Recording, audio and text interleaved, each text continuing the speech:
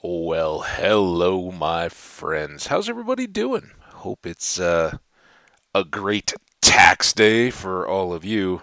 Um, Man, how much fun getting to fill out forms and jump through bureaucratic hoops just to pay the government money. Um, Surprisingly, I've got a bit of rage going on, and we'll be talking about that a little bit if you guys are hanging out. But mainly we are playing some hardcore vanilla Minecraft, and this is a little bit later start time than what we would normally do. It's going to keep me running a little bit later today, and that's all good. There's an Avalanche hockey game tonight. It's a Monday. It's beautiful. I really enjoyed my morning out. It was cool and crisp, but sunny, no wind, and I don't even think the wind is supposed to pick up too much today, so that's beautiful. And we got a pretty decent week coming up. So looking forward weather-wise to doing late spring kind of stuff. All very fun and nice. And what are we going to do today in the game is the first question. Yesterday, if you were watching the VOD or those folks that were nice enough to drop by the chat, um, we did some gold mining out in the far desert, and then we came back and did a desert slash Badlands, and then we came back and did uh, two or three or four even, because I think we picked up one more sunken shipwrecks that we'd known about. Got a lot of treasure. We're doing okay when it comes to stuff, right? We've got 7 diamonds. We've still got quite a heap of iron. Um, as much as that may be our biggest concern. Um, because we made our anvil. We've got some spare. Like, we've got chest plates, but tool wise, while I haven't touched the game or played anything since last stream, sometimes I do. This is not a all on camera stream. For streaming, for YouTube, 100%.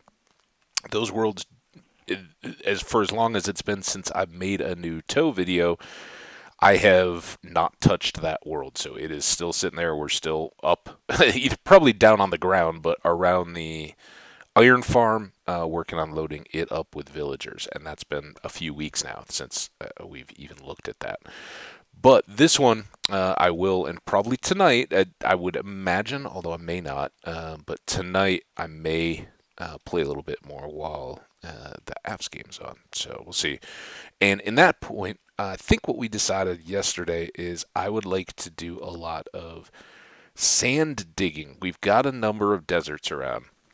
And one of the big advantages of sand is you can dig up a whole bunch of it and compact it down into sandstone. So when you're out across an ocean in a desert, you can gather up lots and lots of supplies. I'll spare you that. Digging sand is not. Wow, excuse the hiccups. I'll tell you about lunch in a second. Digging up sand is not that much fun, I don't think. To watch, for me to talk through, it's kind of just one of those zone out, do something else while you're going. So I'll spare you that. But I would really like to get progress on an XP farm, and currently the only thing we have in really great abundance is cobblestone. Surprisingly, I don't even have much dirt because we haven't done any farming, so I haven't leveled out any terrain or anything like that. It'll come in time, but for now, I don't want to build a big box in the sky out of raw cobblestone. Not very appealing, and I don't really want to spend coal, even though we did improve that quite a bit yesterday. I don't want to spend a whole lot of time pulling out coal. What I think we're going to focus on today, and let's go take a peek at it so you guys know as we gather up supplies, anybody who hasn't seen, um, we are going to work on building stairs down to that lava lake level. And uh, this is an interesting one because there's not a ton of stone in between us there. The staircase itself we can build pretty quickly, but there's probably going to need a lot of sand. Come to talk about it, just to place the next area of steps down, right? So let's take a look. How much have I brought back, and is this all sand? That's good. It's a good start. We kind of need double duty sand, and I guess this is probably as good a time as any to do some more furnaces. Maybe I should take those downstairs, though. Let's leave this room as is and set up a bigger cook down below. Now, I'm not thinking we need to finish the staircase today. We have a lot of work leading up to that, and as we go down, we're going to be exploring all these caves, hopefully getting a lot of coal and iron, and who knows, as we go further down, diamonds and gold and redstone and lapis and all that good stuff. So that will all be quite fun, but I would like, once we do kind of move into the stairway phase, to maybe glass all that in, is what I'm thinking. But for now, let's put them here. We're going to go with...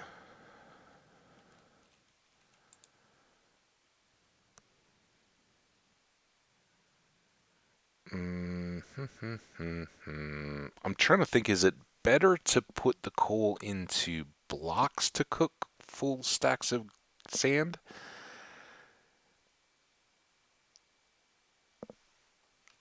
I don't know.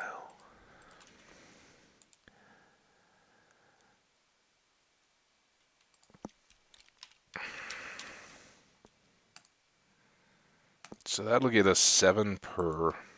Hopefully this is gonna be a good trade out, because hopefully we're gonna get more coal as we go. This is sand. It will, let's see how we do there. Boom, boom, and boom. Now we'll need some chests down there to process this stuff through, and since we're doing that, why don't we just take all this sand, all the sand downstairs by the ovens. That's going to be our big cook at the moment. We need to go all the way down. Hi, what, where did you, oh, I guess you could have spawned anywhere in here. Well, it's not, oh, they can just come in from wherever. Um, hmm.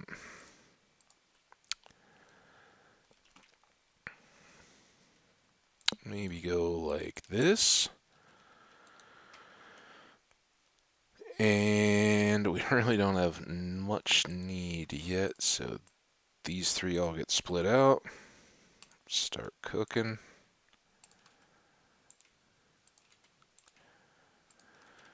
And this should be pretty easy to stay on top of early. We can come back and check early and often what we're cooking on and see how it goes. I guess we may as well just do that. So we'll load up glass. We'll have a place to dump sand. We'll do that. All right, for this first batch, I apologize. I neglected getting taken care of something, so I am going to be right back in a second. And sorry for the early break here. Give me just a moment, and I'll be right back.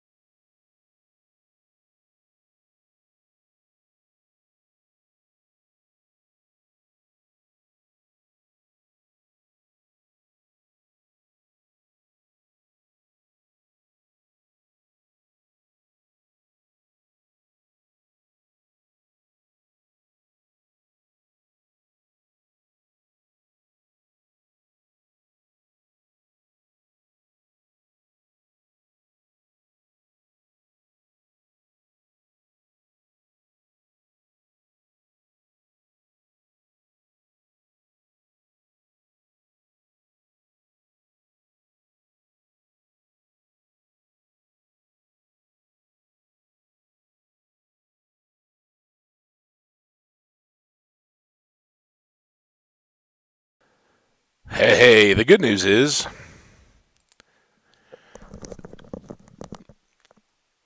amateur streamer with quick early break.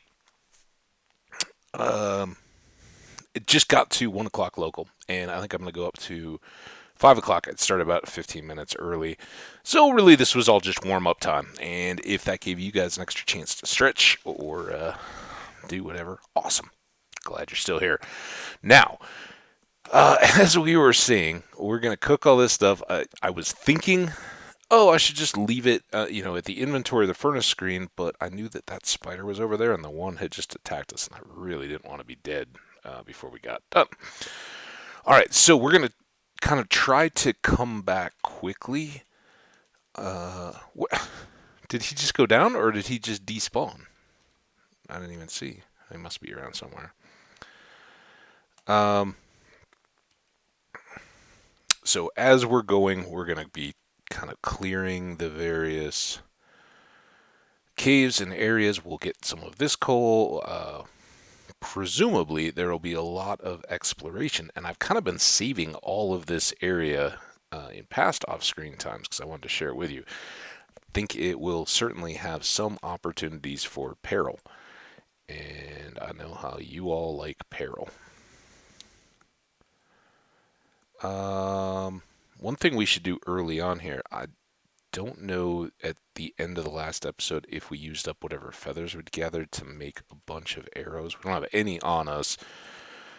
We had a dozen or so, a few more than that, but um, at the end, I think we were left with like 15, 16 more feathers. That's effectively a stack of arrows and could really change this exploration. So we'll go back up once we've done some of this. Thought we'd be close here.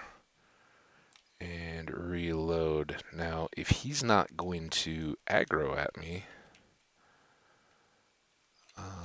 let's go here. There's not a lot I can do. Maybe do this.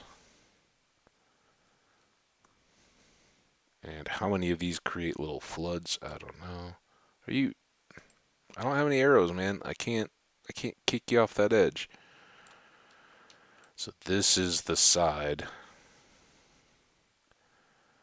where we're gonna have to worry about being a little Dutch boy with finger in dike.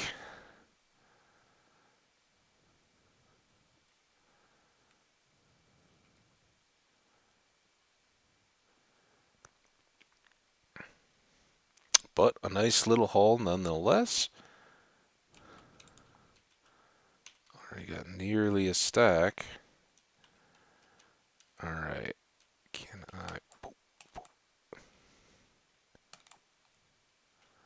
Yep, take care of that.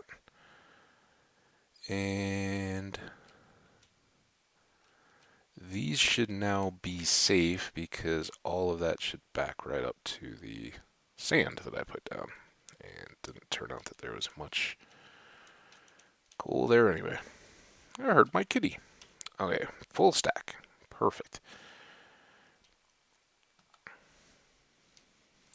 Now, there we go.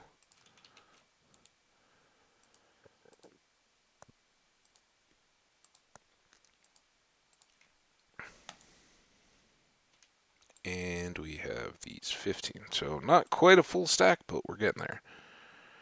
That can go away, that can go away, that can go away, and we may as well top those off. Until we have a big stack, since we're not really chasing the iron. Wrong box. Let's just stack up our iron ore until we get a sizable load. We'll still keep cooking that upstairs. Halfway through, so we can do essentially another one of those. Let's get a little more light here on this ledge. All right, nothing too significant there.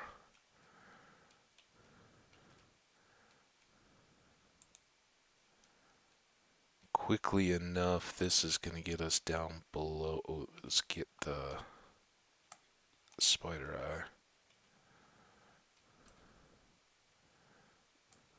Hi.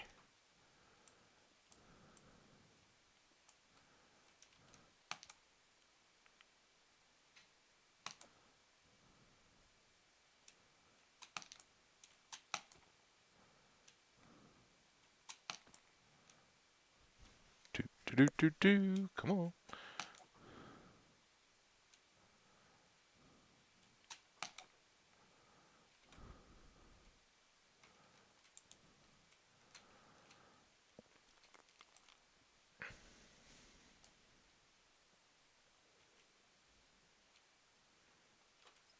Ooh, Tommy's rumbling. I had a special treat for lunch today. We'll talk about that in a bit here. Um,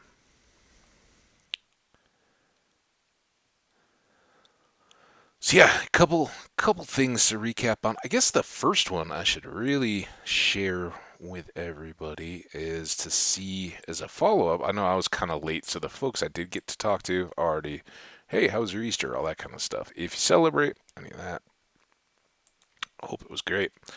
Um, Mine certainly was. It was pretty chill and low key. Obviously, having just moved my family. Oh, there's what I was talking. Oh, come on! Don't go down into the drop off. Are you?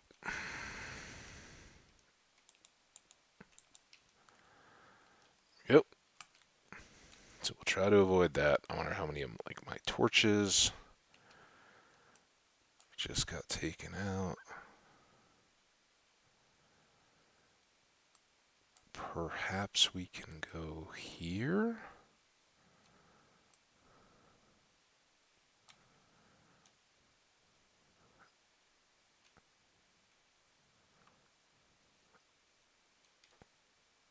So the first thing I should do is try to get some light. I think if we could do this instead. Let's go here, here. That's oh, did I just break my way home? Wait, what?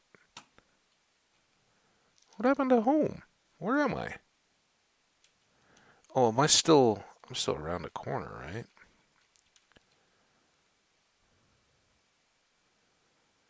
There's my little walkway. Uh,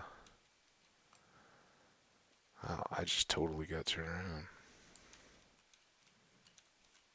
Okay, here. That's odd. Then to here.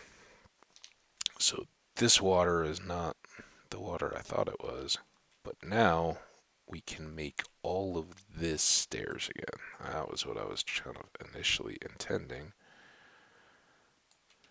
And then I think this is where I want to make a nice wide turn.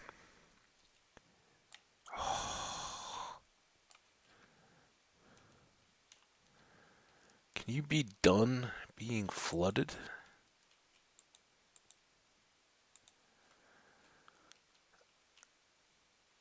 Well, I guess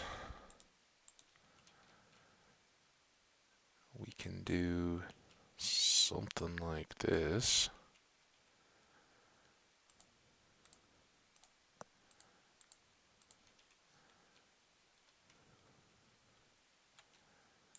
Boom, boom, boom.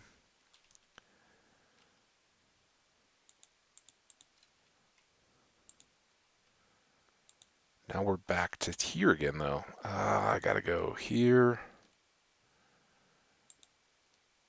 here,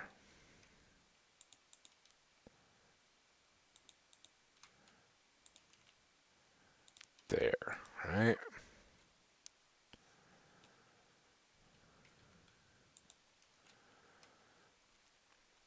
And then we can maybe. Oh, hey!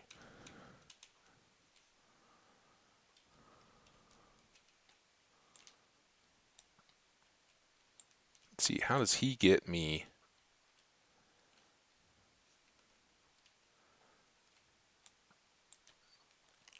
I haven't hit him yet.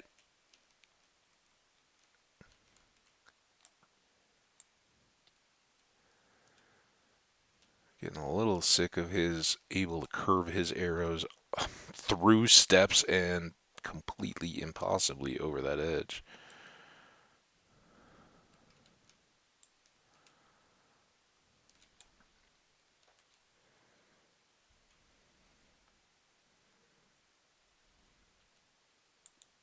Stop!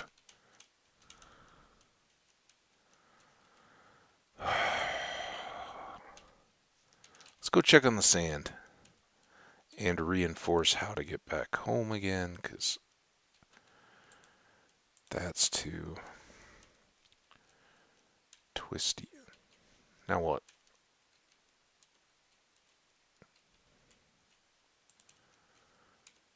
That's natural and easy to do. Can you hear the surliness? There's some salt in my life right now.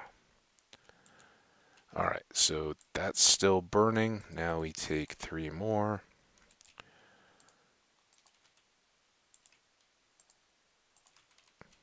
To make the full use of our coal. And then we can start storing glass.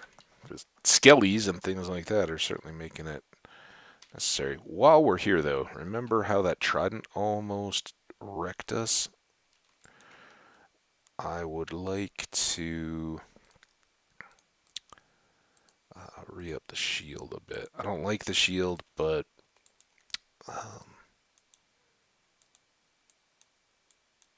with the way the skellies are and having so much open area, I think we're going to be more under fire than we typically would.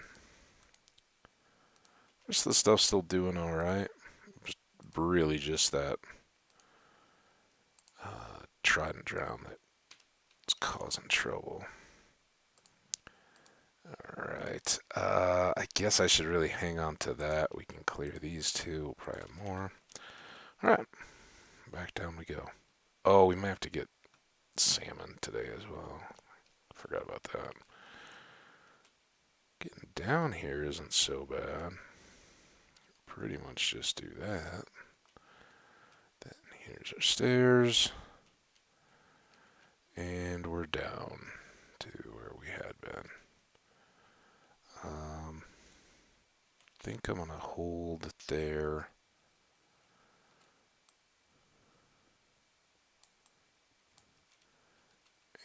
And let's try.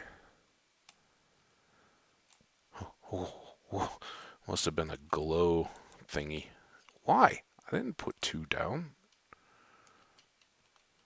That's death. Right there. Don't want the extra hole.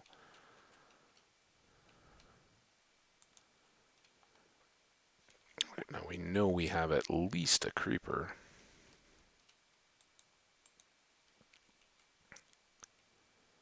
Over here, but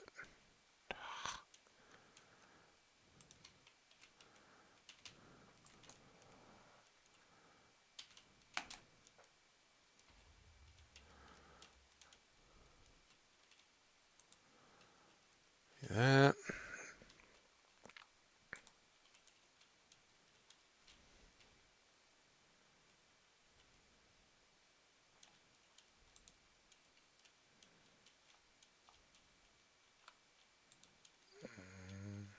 Okay, I hear you guys, but don't see it just yet. Wow.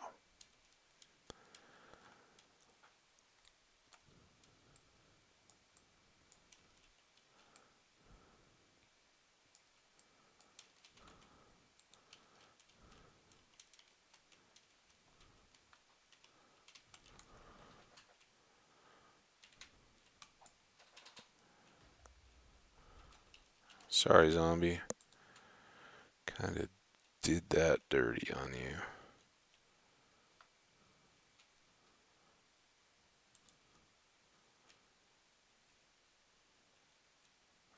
And things a little.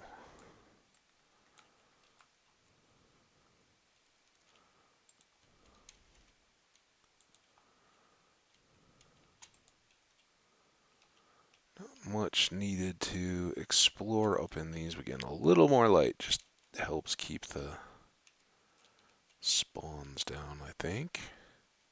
It's pretty down here. What a cool cave system, but with all those little lips and not knowing where or how this will fit into our deeper stuff, be pretty generous with the torches.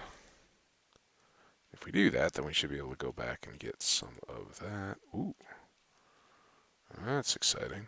All right, well, that makes a pretty good point because I want to go down to this cave, wherever it was.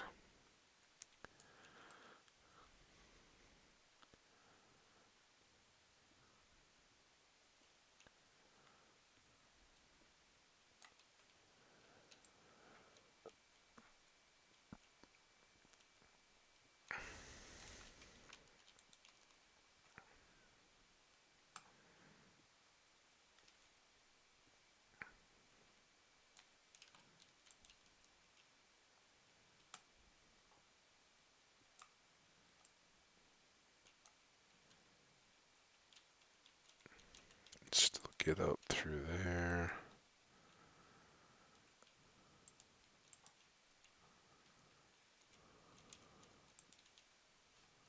Through there. I think we can work our way down into that. Oh, oh, oh, oh, oh, oh, oh.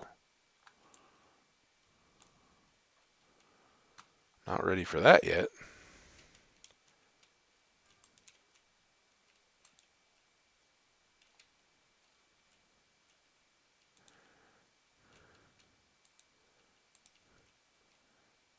Alright, now is this where I can't? Okay, we went up there. This is where the creeper was. Stairs are back there. It's just good to keep the bearings going.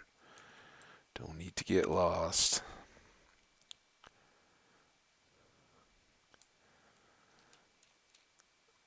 Speaking of which, since we twisted back around, we should probably go check that. Well, no, we'll leave it. I expect we're kind of using up extra coal, but we should. So then we'll get 3 out of 2, and hopefully it won't continue. Or it's already burned the whole thing. Tough to keep track of that kind of time. Alright, this we can now open up for more ease. I'm not going to worry about it. We'll burn coal, but we're getting a lot more back. And we had just come up through here. Let's go back to that area. Oh, hi. Oh, you can't get over here? I'm sorry, man. I'll come to you. You can just chill there. It's fine. So, Easter was awesome. Very chill. I think that was where I was at when we got caught up on something. Skeletons, I think. My Easter was fairly chill because, as I said, my family is remote, and I had just spent a bunch of time with them. So I did talk to everybody. They were gathered for an Easter dinner, which sounded like it was awesome. Um, and I was kind of laughing at them. They had like a nice salmon-y dinner. I didn't know, and I was like, "Oh, that's cool. I'm gonna grill some salmon tonight." Well, after I said that, it started getting windy again. I was like, "Oh man, I don't want to grill." So I kind of elaborated on something I used to do a lot when I was a kid. I don't really eat these much anymore, but the old school chicken pot pie, the freezer, like bake it or heat it up. And I guess you could technically do it in the microwave too, but gross. Like anything bready, crusty, you want to have that oven crispiness to it. So when I was a young Habbage, I would often, if it was cooking for myself, like when I lived with my parents, but nobody was going to be around, I would often do a couple of chicken pot pies. And as I grew up, I realized, hey, that's not a very complete or good meal. Sure, they throw some veggies in there, but they're all like sopped up and stuff. So I would supplement those with, excuse me, like a bag of frozen veggies, and then just kind of mix them so it became a much more vegetable heavy pot pie, and quite delicious.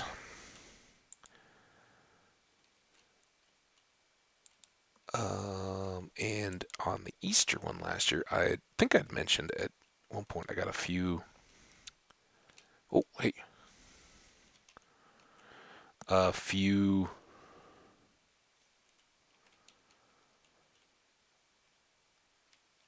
croissants from the store bakery the other day, and I don't know if they can get here or not. Oh, they can't. Oh, perfect.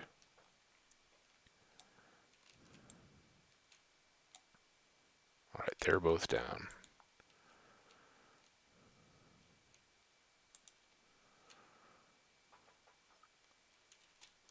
Ice Spider, I heard you coming. I wasn't quite ready to welcome you effectively, I know.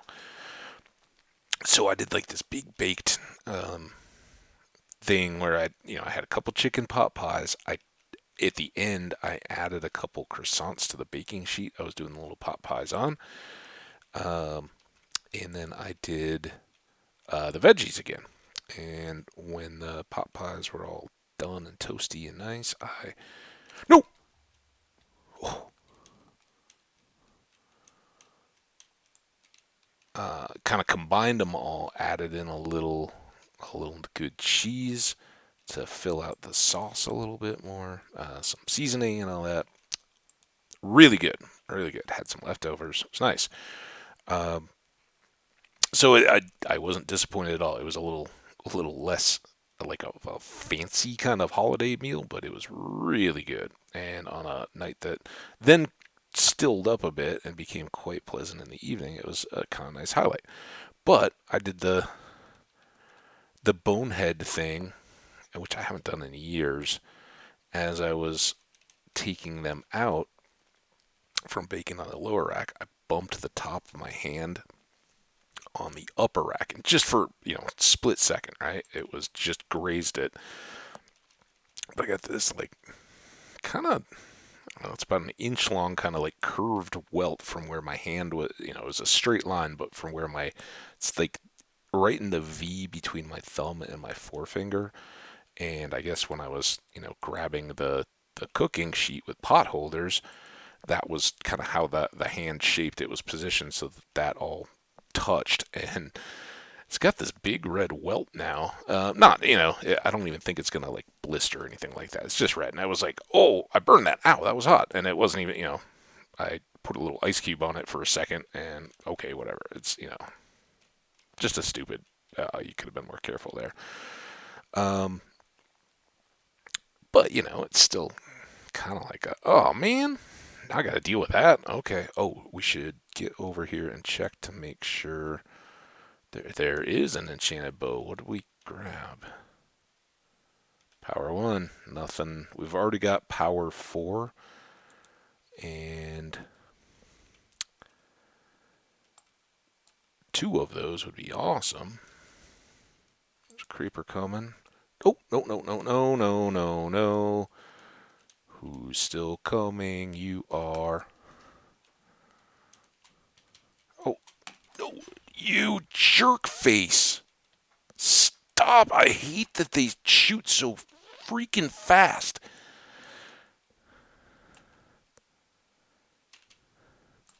Yeah, you.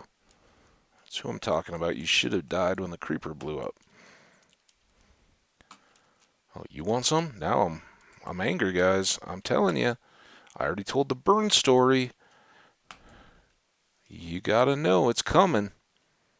Gonna get the hammer. What are you doing down in a hole? Um. So yeah, just stupid little burn. Um.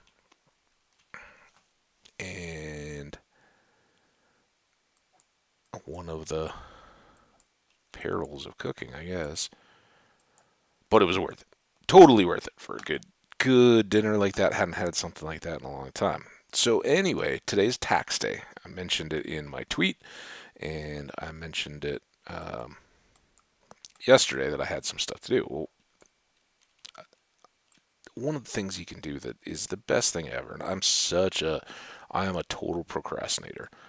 Um, Usually, I think it coincides with the fact that I think I work better when I have some pressure, and kind of get it done. I'll second guess, I guess, some of, if it's like a was like a paper back in the day or a project or something like that. If I've got extra time to just sit on it, I'll be like, well, now what did I not do right and all that. And usually it kind of suffers as a result. More when it comes to like creative stuff. I guess it doesn't hurt to have enough time to give it a second look.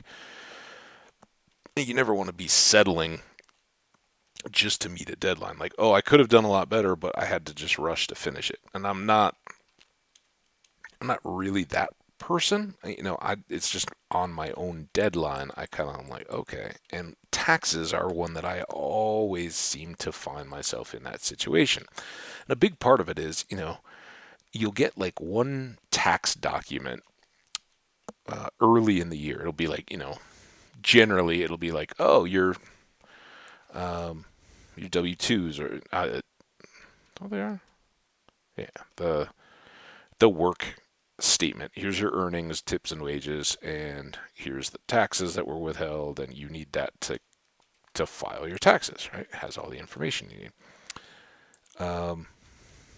More zombies. How's it going, guys? Torches is what we need at the moment. Just trying to make sure we don't get walked up on from behind.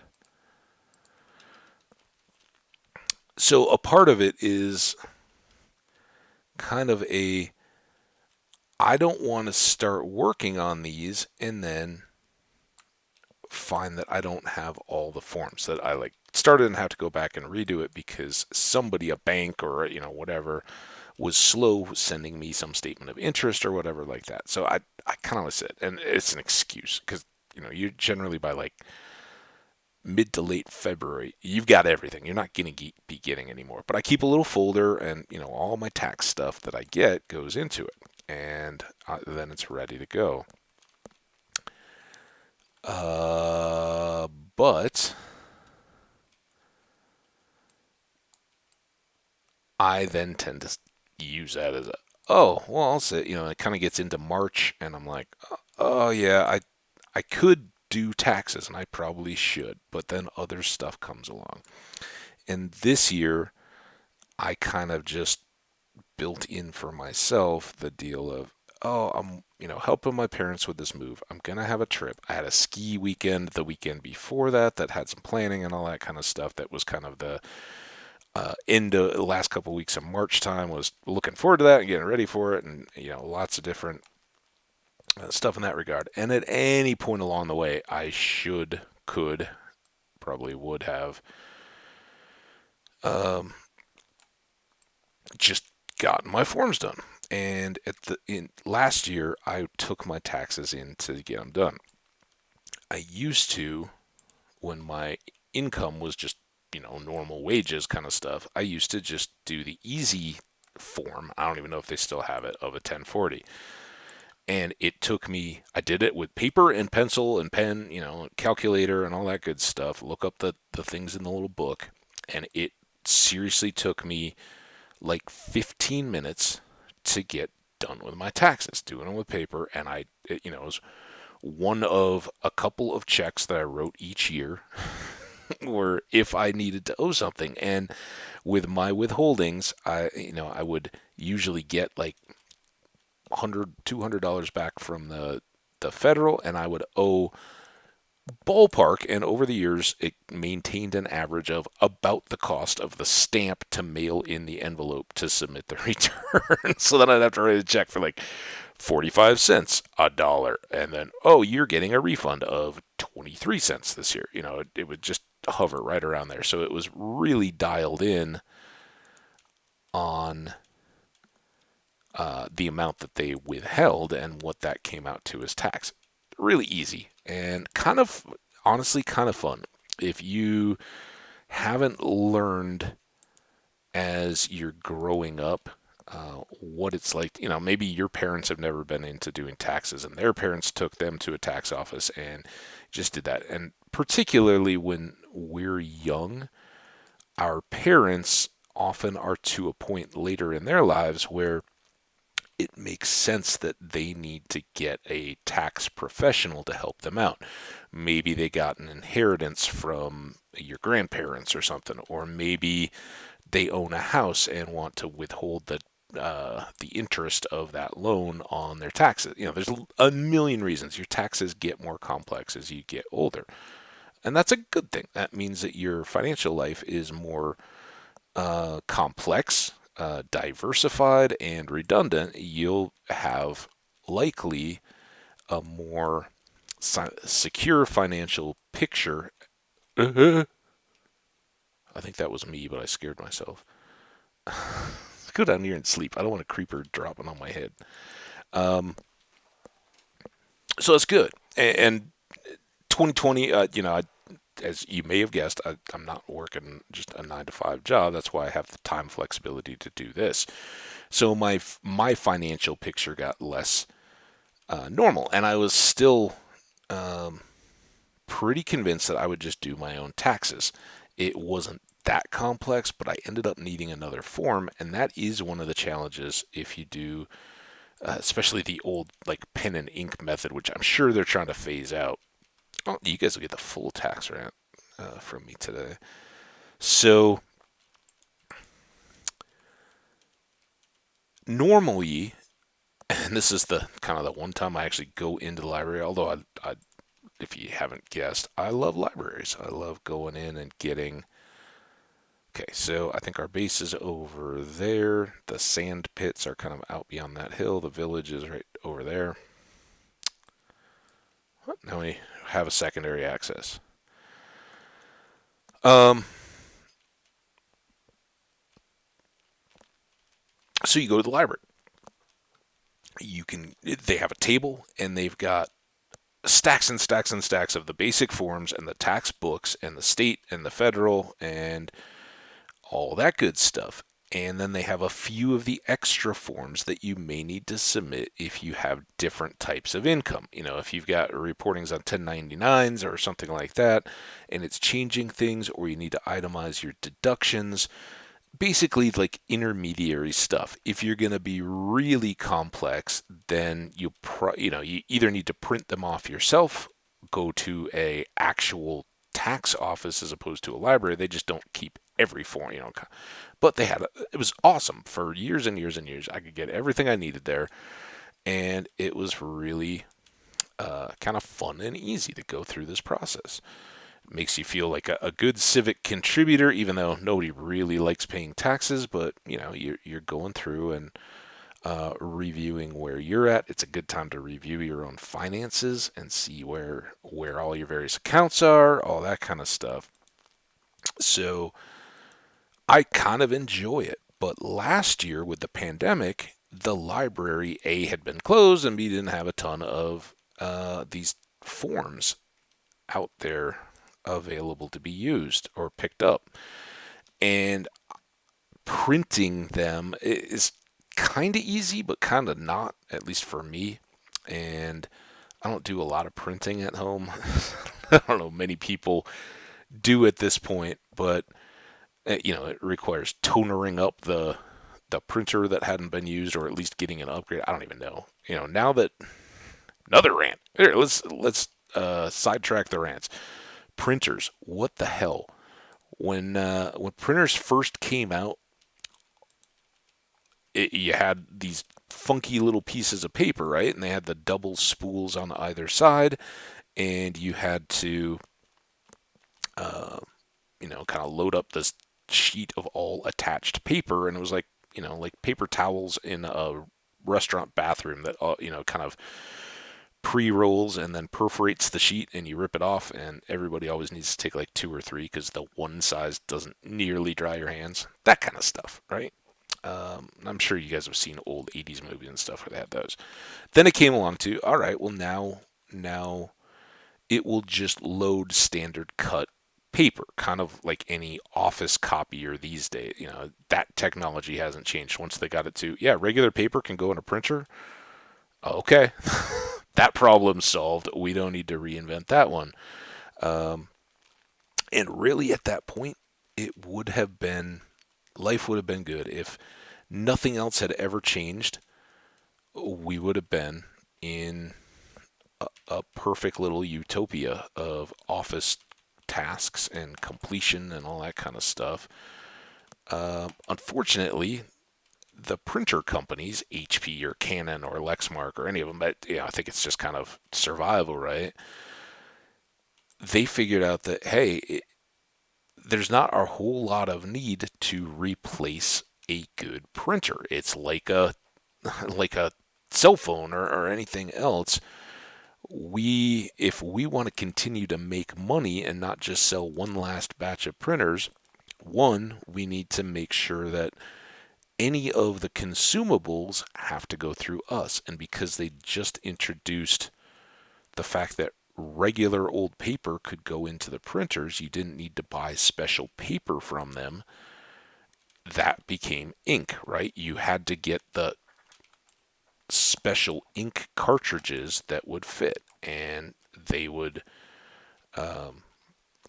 make those proprietary so that third-party ink guys couldn't sell you cheap, just as good black ink to print. Stop it! Oh man. So this is no good. Whatever's going on up here, we got to deal with. Let's go this way. Yeah, that's not ideal. Um, yeah, you had to. It got to the point where if you have an HP printer, that's cool, but you have to buy HP printer ink. I get it. It would be nicer if you could buy the cheap third-party stuff that worked just as well, but I get that the businesses have to stay in business, right? It's like medicine. Everybody hates the big pharmacy company because they charge so much, and why don't they just make drugs for free? Well, you can't pay scientists to research drugs if you don't ever make anything. So they get a number of years to kind of cash in on new tech that they develop, and then the patents expire and generics can be made and they can become much cheaper. Didn't want to get onto that rant, but because printer companies don't have that, there's not new tech constantly being evolved anymore. The ink and things like that, they have to kind of be locked in. Otherwise, there's nobody out there making new printers. All good, all fine. I'm on board. Um, but what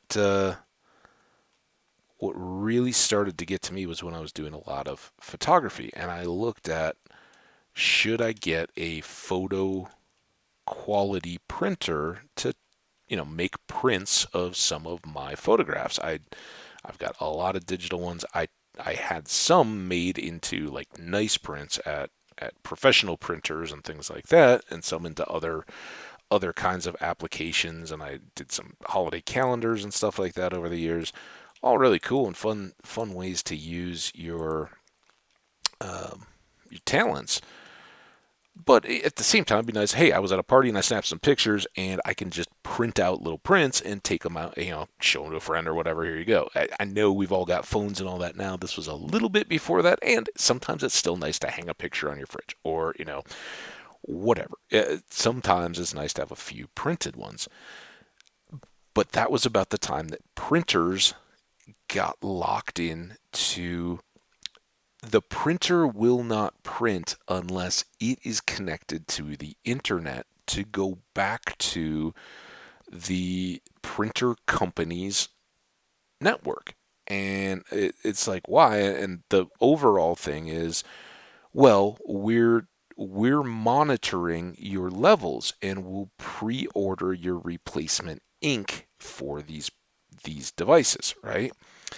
And yeah, that was kind of coming online to finally kill these third-party deals because they'd made injectable refill things for printers, right? Oh, you can't get a new cartridge, but we'll sell you this little injector that can refill the one that you have. Printer companies aren't stupid. They know all that's happening, so they say, we'll beat you to it. We'll just have you create an account and make it so easy that you never even get to the point of ordering more ink or dealing with it because before it ever runs out, we've sent you a replacement kit in the mail. And I like that. That's kind of kudos to them. It's convenience. Yes, they're making a bunch of money on you, and you kind of don't have a ton of option. You don't have to opt in. You don't have to do any of that. But it gets to the point where it doesn't make a lot of sense to fight it anymore, right? Like, okay, I guess we'll just do that. So I can see that side of it. It doesn't delight me, but it also is all right. But then it kind of spills over into stuff that's a little scarier, and that's where, as a person who is taking photographs and learning a little bit about intellectual property and what's going on, they're also pulling or can everything that you're printing. I understand print queues and all that because I used to be a system administrator, a network administrator. So I understand if you have a network printer, which is effectively what you're making that printer, the super users can go in and review the print queue, and there's a record of the print queue. If you go in your office and holiday party, whatever, you take a picture of somebody's butt and print out a bunch of copies of it, they can go back through the history of your print queue and go, oh, look, there's a bunch of pictures of somebody's butt and who printed those, what computer did that job come from, all that kind of stuff. So at that point, printing companies basically become the same as a Google or anybody else. They're another one of these data mining companies. They're evaluating your network because if your printer, to be effective, is one of a known number of hosts on your network, then it can go out to all the others and it can evaluate these jobs. And if you are writing a letter to grandma and telling her all your secret, aspirations about romance or something like that, I don't know, whatever.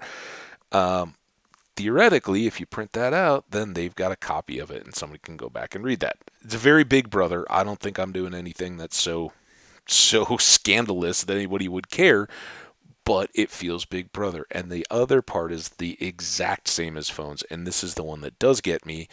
Once you're networked, they're sending out software updates, firmware updates, and all that kind of stuff. And it's buried in those kind of things that the introduced obsolescence is. Because if you think that Lexmark, Canon, HP, anybody else that makes a printer and sells it to you isn't still interested in selling you a new printer, you're wrong.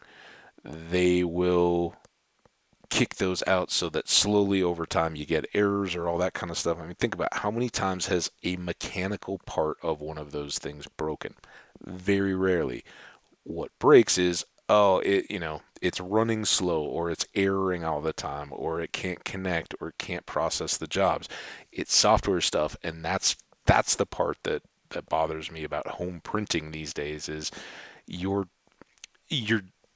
for me, it's like 4 times a year that I do print anything, and it's usually around taxes. I don't need paper copies of stuff. Most people don't. Um, but when you do that, then you get, it's like a yearly rite of passage. You have to go in, update all the stuff. It prints, and I know the ink and all that gets drier as if through lack of use, but you start to get warnings and errors about that. It's like I haven't printed that much stuff, but now you're telling me I need new ink, and then it, you know, cycles through a whole bunch of updates and all that, and next thing you know, every 3 to 4 years, you're getting some kind of errors that, hey, see service, or why you didn't buy a service contract on this $100 printer copier million thing in one. So Makes me angry. It's not worth it. I'd rather go to the library to get tax forms. There's sidetrack rant one done. All right, let's retool and re-equip.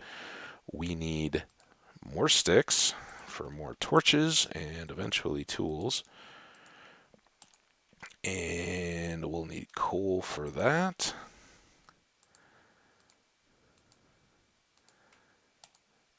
And we'll need some of these tools. Yes, let's make 2. So, forever and ever and ever, I have just gone to the library, got my tax forms. Easy, easy, easy. It's like 10-minute drive over to the library. Hey, maybe I'll go browse in a library because who's done that in a while and see if there's any appealing book ideas or anything like that. And then I always go, man, why don't I just check out more real books from the library every once in a while? I should do more of that. And then I do my taxes and don't go back. But I like the library. Anyway, so you get the forms, you come back home, you fill out the things, you double check them. It takes a total of like an hour to double check everything and copy it onto a fresh sheet with nice handwriting and no mistakes. And then you dig out the checkbook and you dig out some envelopes and some stamps if you can find them. And then you mail in your taxes and you feel good. And either you get a little refund or you get a little, send out a little check. But generally speaking, at least for me, there's not a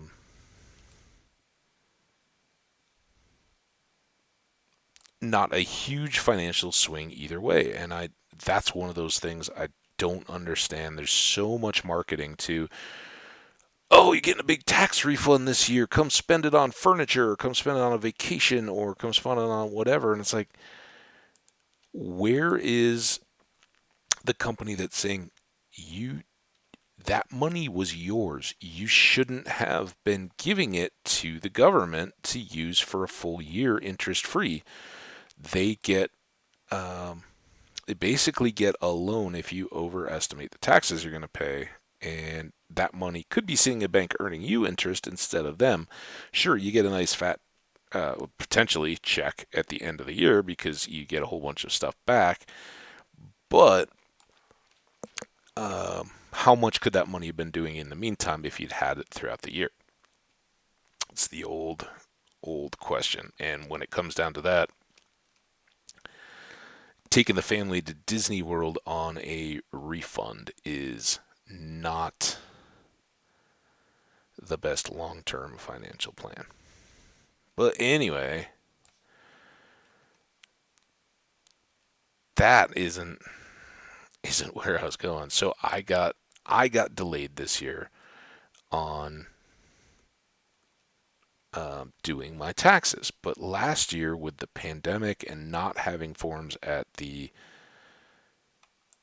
um, the library just to pick up, I went in and just paid the whatever it is, $150, whatever, for a basic. I know, dude. Stop it. Um, for the like H&R Block simple tax preparation. And it was great. I had one form I couldn't easily get. I had a question about how it was supposed to go. I went in, sat down, did the taxes. They give you like an hour long appointment. It maybe took 40 minutes instead of my typical amount of time because you have to walk through all the questions with the people and they don't really know, so you have to explain what all you're really trying to accomplish, or what your financial tax picture looks like, so that the person preparing them can understand, all right, here's all the pieces that are going. I get all that. It was fine. And it was pretty worth it for the amount of money it cost me to just go in and have it done. And they do all the, if this comes back and gets audited, if there's a mistake, their corporate lawyers or whatever can jump on it, and all right, not a big deal, right? So I'm okay with that because it was different and new. And this year, my taxes were very similar to what they had been last year. And so I was like, all right, this is simple, straightforward, slam dunk stuff. We've got, 4 pieces of paper with all my financial stuff. Take them in. It'll be the same forms, the same submitting, all that kind of stuff, and we'll just um, go in and know they can go. Well, I didn't schedule before I went on the trip to help my parents move. And that was a huge mistake. I should have had them done. I should have just said, hey, it's March. Let's go get this done. I know I have all this stuff coming up, and I don't want to um, don't want to have to make it become an issue eventually. Let's just take care of it, right? That's what I should have done. I didn't. Instead, I waited and was like, oh, I have time after all this stuff. I won't have as much going on, so that will be the time for me to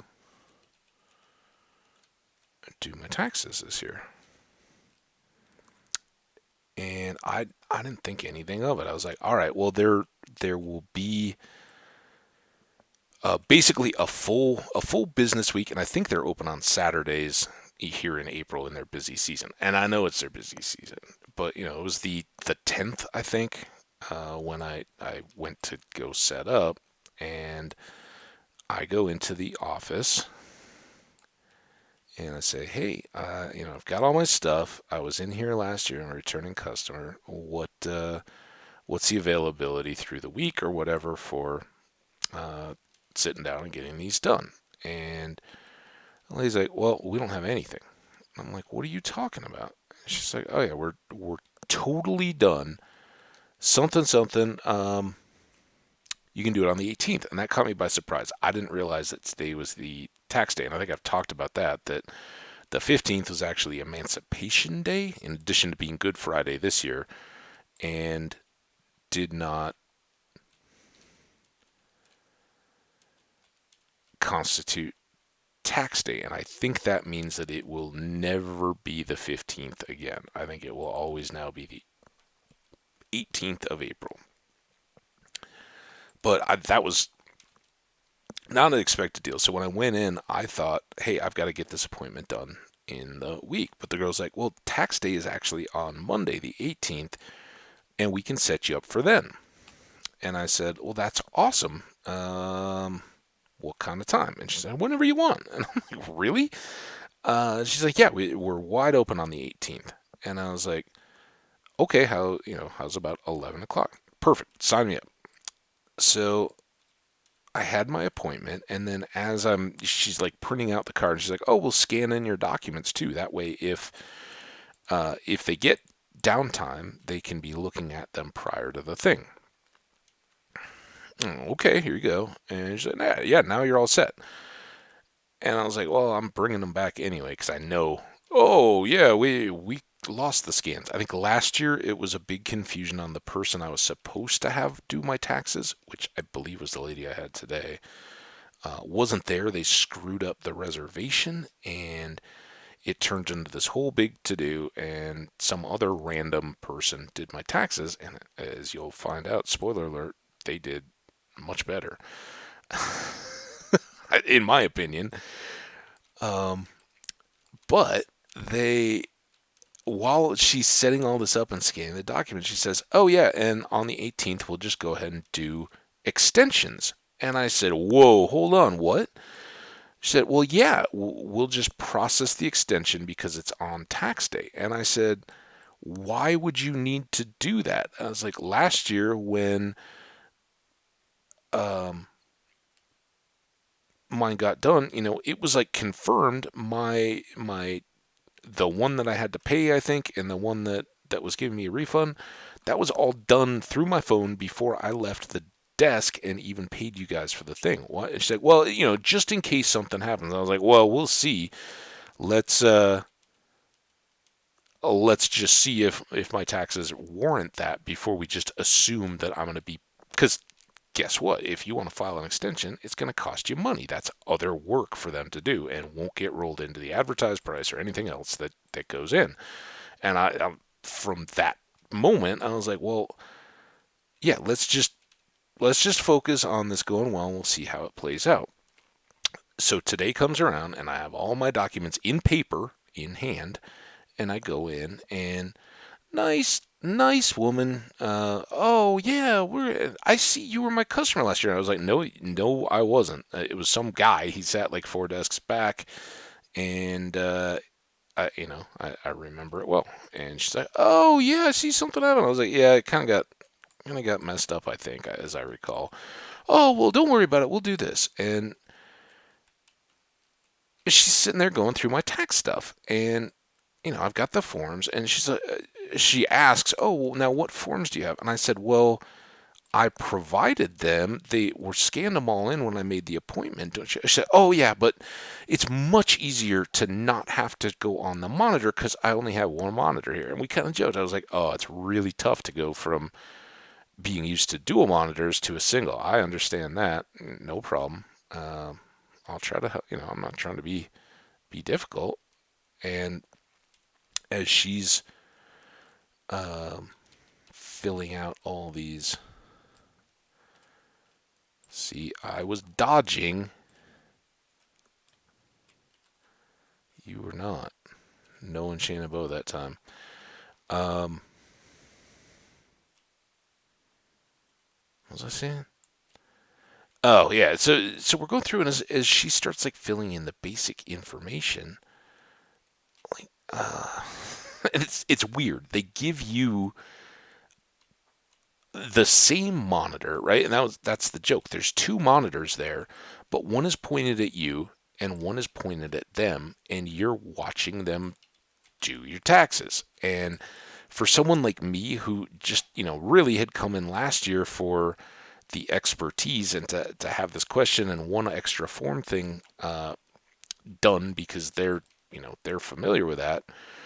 Um, it's frustrating when I'm familiar with what the various main forms are and what the information is being looked at. I know how to do taxes. I'm not a CPA or anything like that, and I know how to do my own taxes, or did, and I don't have all the answers, right? I don't. The trick and what makes any tax preparer's job at any of the big companies, or any just little mom and pop shape, is you've got to be able to go in and research what's unique about everybody else's taxes and anticipate what may cause trouble with um, the IRS before that trouble ever happens, right? That's that's the complexity, and that's where the value that they add is. And I totally appreciate that. I know, they're not psychic. They don't know when I come and sit down why I'm there, why my taxes are different from yours or anybody else's. And in this time of year, it's a brutal job. Long hours, thankless. Nobody is, it's not like you're selling tickets to concerts where everybody's really happy they got the tickets and got to talk to you about it. They're getting abused because everybody leaves steamed or upset or feeling like they didn't do as well as they wanted to have done, or didn't quite get the big refund that they wanted. Um, and I appreciate that, but I don't think they did themselves any favors in my case today. So I'm sitting there, and she's making all these typos, and she's like all obsessed over how, no, the H on your address is missing. And I was like, no, it's not. Like, I see what you're talking about, and it just felt like, dude, do you really, are you paying that little attention? I was seriously kind of sitting there going, I don't know if I want to have this woman doing my taxes. She seems kind of uh, incompetent, or at least just careless. And like I said, she was older. She was very nice and friendly, and talking it up and all that, really, really good. But I'm sitting there going, quality control, lady. You are not paying attention to what you're doing, and these are my taxes. And I tried to explain to her, I was like, this is kind of a different situation. Here's what I've got going on, and this is why I came in that year. And she's got all these questions about these 4 pieces of paper that I have, and I'm like, this isn't like I own 4 different properties in 7 different states, and you guys need to figure out different tax codes and all that. It's figuring out um, state and federal taxes on some very basic income stuff with a couple of different entry forms. And she's like, she fills everything out. She's kind of plowing through, and I'm like, I don't know that that's right. And then she's like worried about like the bank's address and how that's populated. I'm like, I don't care. Like, just go. I seriously said, can we not just look at last year's return, verify which forms and fields were filled out in that one, and then copy, basically copy that, put in the correct numbers, but you can see, I can tell you where those numbers came from in the previous year, and you can figure how that needs to be shown. But the tax law didn't change, the forms didn't change. There's the same fields and the same stuff. This is not that complicated. Work efficiently kind of deal. But she keeps going through, and once we've got everything in there and the numbers all looked right to me, she's like, "Well, this is weird. It says that of a part of your income, only $9 worth is taxable." And I'm like, "That's not right." I was like, "I know that I'm not claiming any weird status or anything like that. That is taxable income. We need to you need to figure out what's going on there." And I was like, look at last year's. It's the same deal. You just Is that guy that was shooting at me? And if so, why is he not now?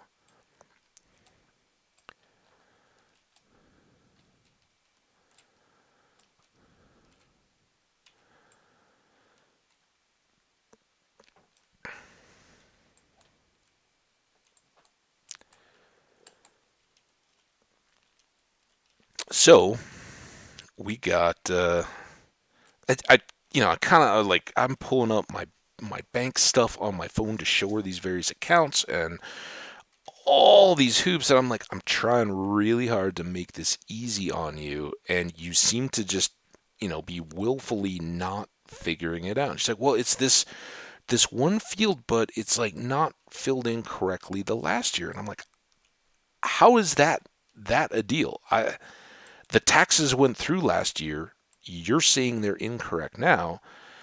And then she's like, "Well, let me just go check with my coworker, right?" And they're like little cubes, and she's standing right behind me. She's like, "I don't understand all this." And the lady's like, "Oh, well, it's just this and this." She comes back, she's all sad. She's like, "Well, it's a technical issue with the software. I need to get in touch with tech support." I'm like, "What?" Okay, whatever. This is, at this point, I can't help. So I like pull out my phone. I'm doing the Wordle. I'm like, if I just watch this is like my old job. I want to be telling you how to do your business. You don't want to hear that. I don't want to be that guy. So I'm just going to tune out. You tell me when you're done.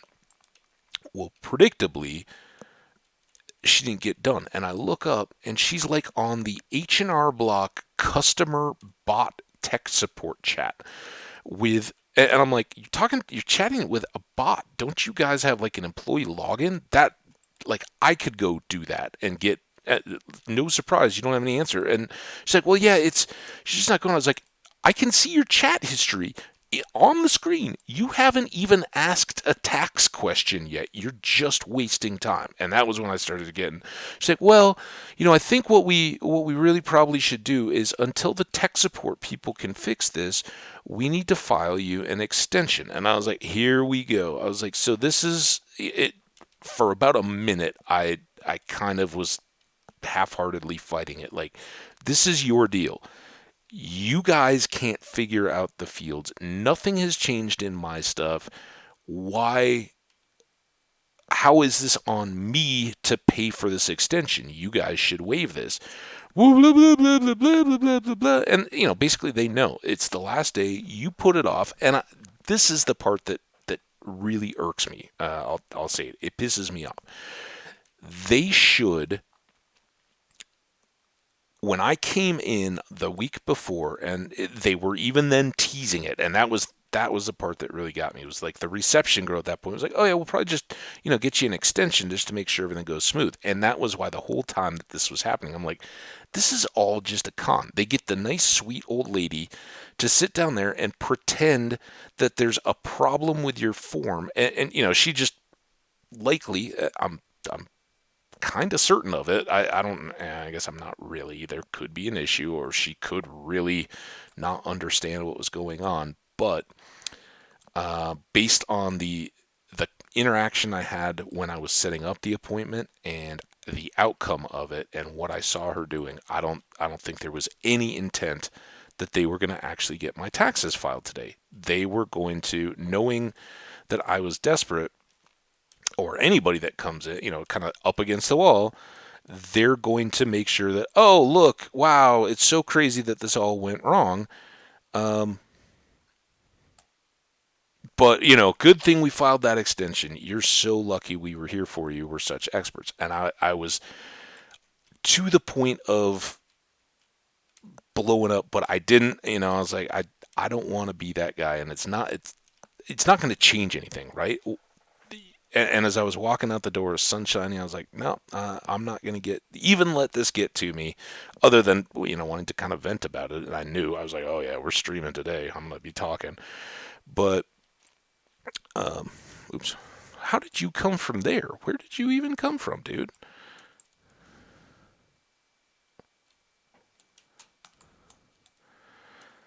Uh, yeah, I don't know. Is there like a ledge? Anyway,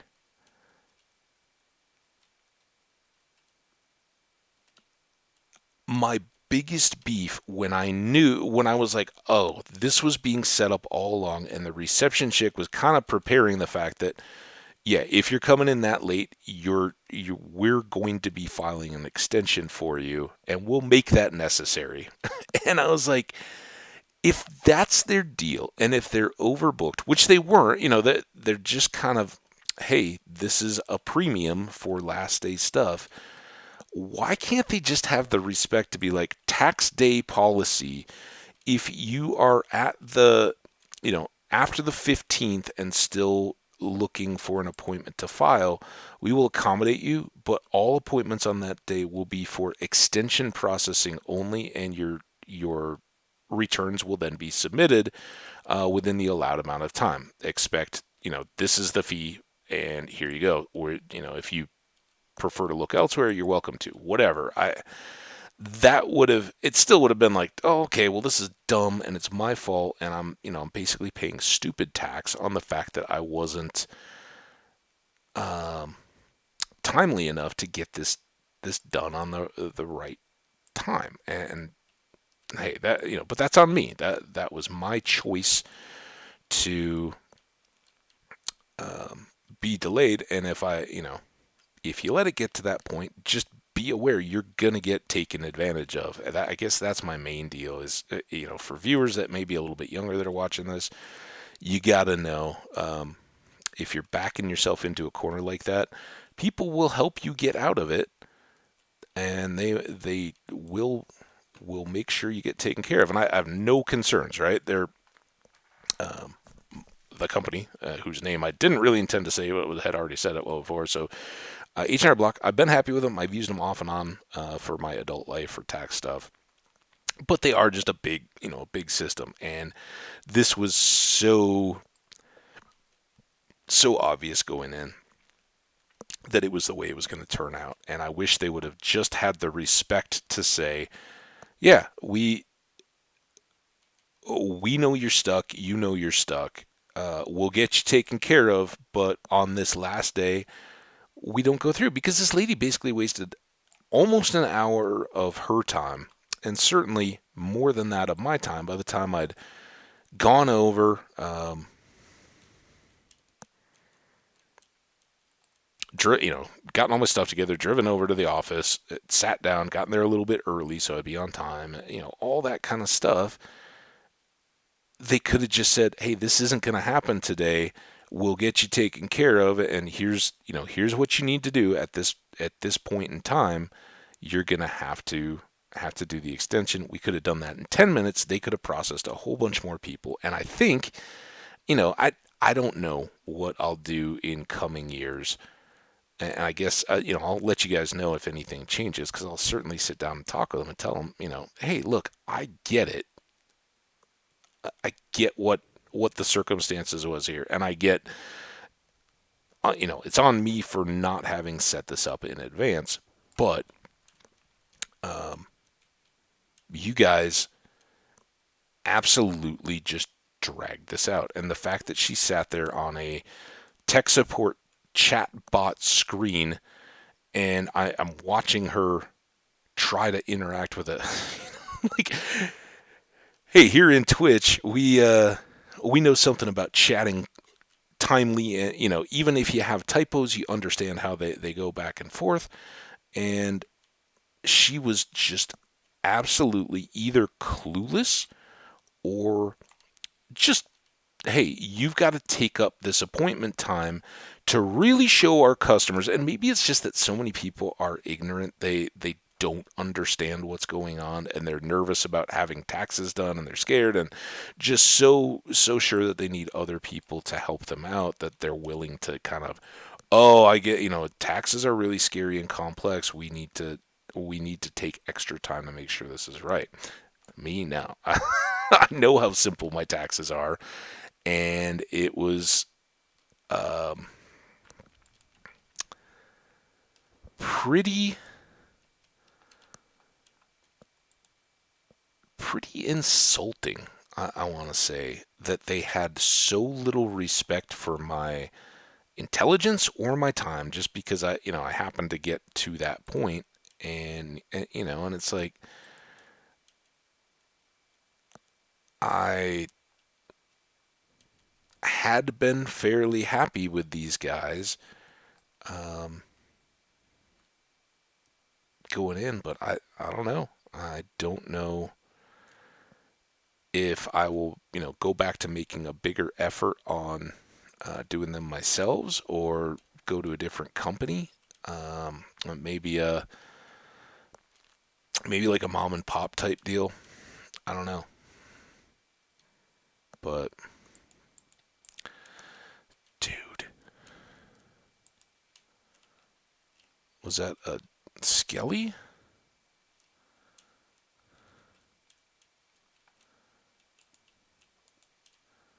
I don't know where that arrow came from.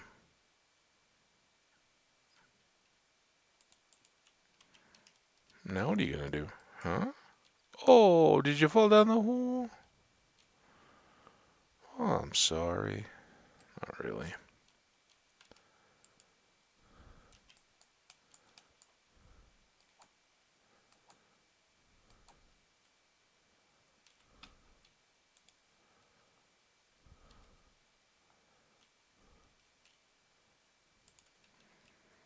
So, all in all, not nearly the experience that I had last year when I walked away. Been like, man, that was easy and totally worth the posted fee, whatever it was, to come in and have my taxes done, and just one stop shop, go in and sit down, get them knocked out, and then go. And like I have said several times, had they just said when I came in last week, you've reached a cutoff point where at this point we can't take new appointments to file tax returns, we will be happy to, and it takes 5 minutes to do the extension.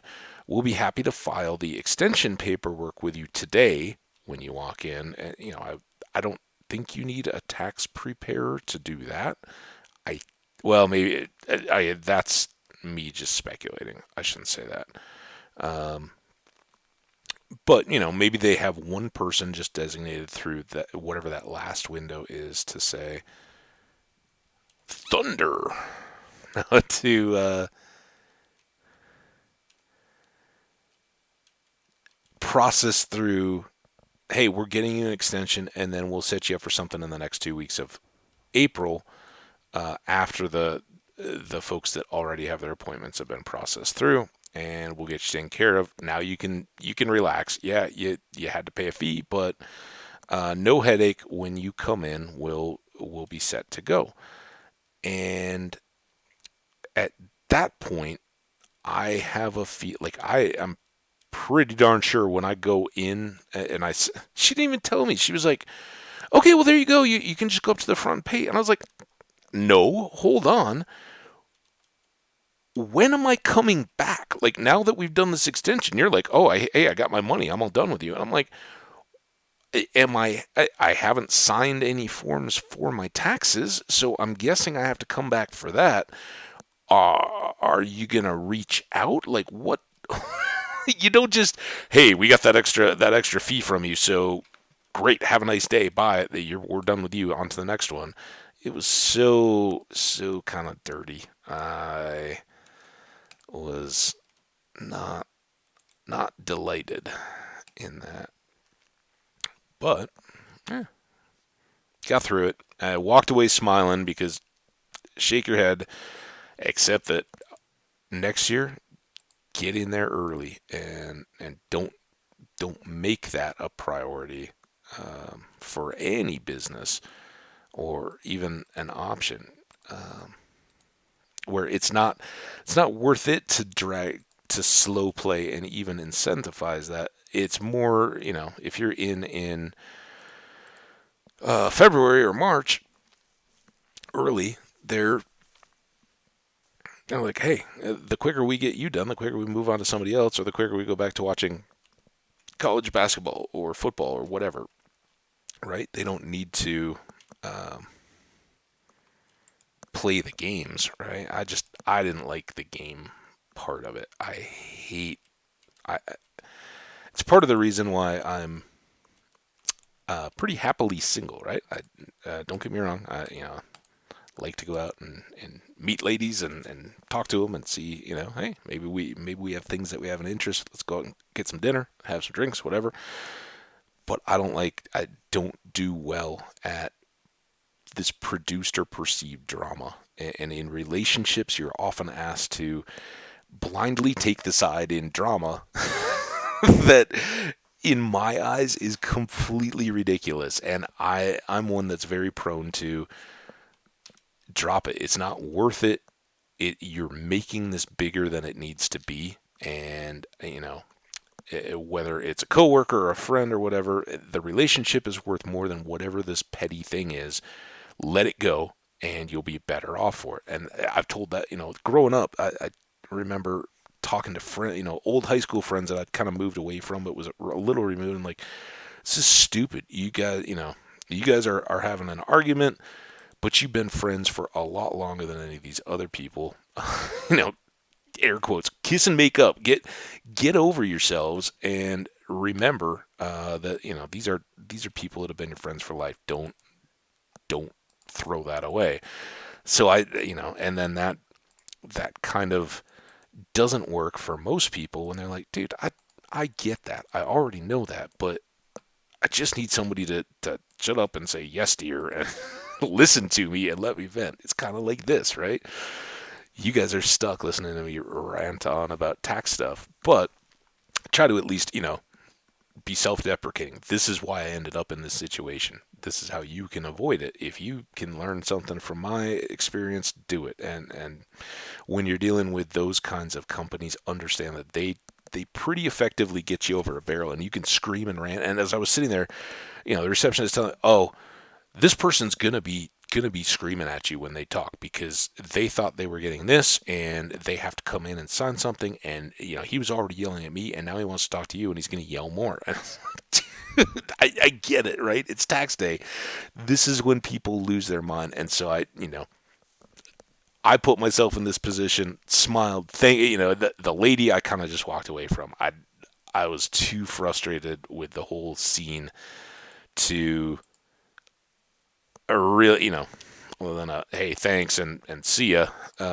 Get out of there. The receptionist, I was like, hey, hope your day goes well. I guess I'll be seeing you guys at some point, and hopefully, you guys will magically figure out this technical issue as soon as I'm out the door, and they'll have it all processed and sitting there. And thank you very much for your extra fee for an extension that was totally, in my mind, unnecessary. Other than, I guess I should have been quicker. But again, there's some things in life that are more important than the extra fee that you get hit with. And being able to be there for my parents, even though I kind of use it as an excuse, but taking all that extra time and being able to be flexible and get there, 100% worth it. Do it again a million times over in a second. And that was why I was smiling on my way out the door.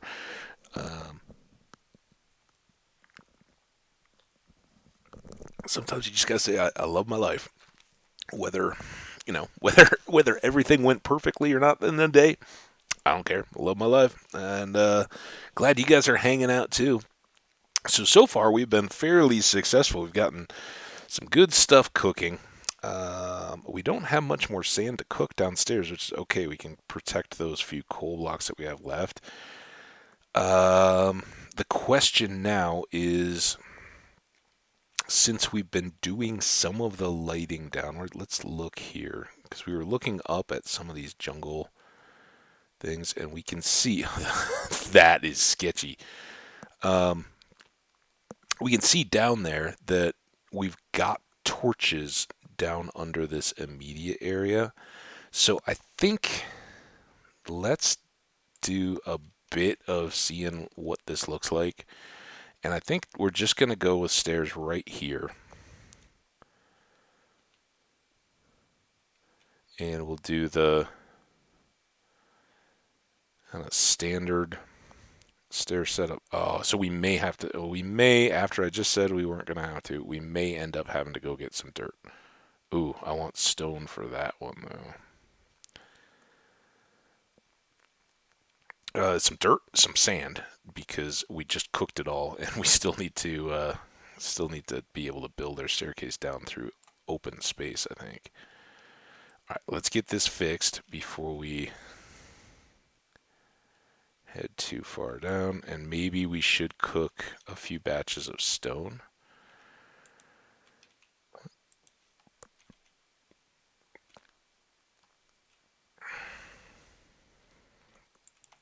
Let's see, oh, we only have 20 pieces. All right, we'll cook. Can't cook. We will cook. Do, do.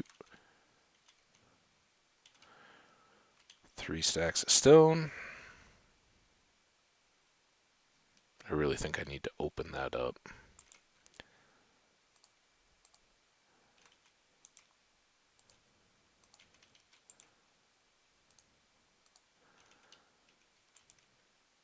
Alright, well, that's a good little starting bit of glass. Until we get to the point of needing that, not gonna worry too much. And let's see how this works for us.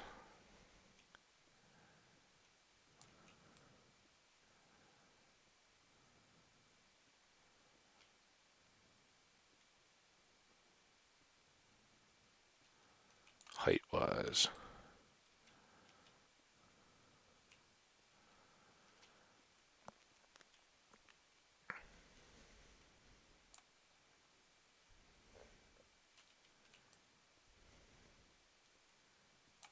Oh, we should do torches here as well.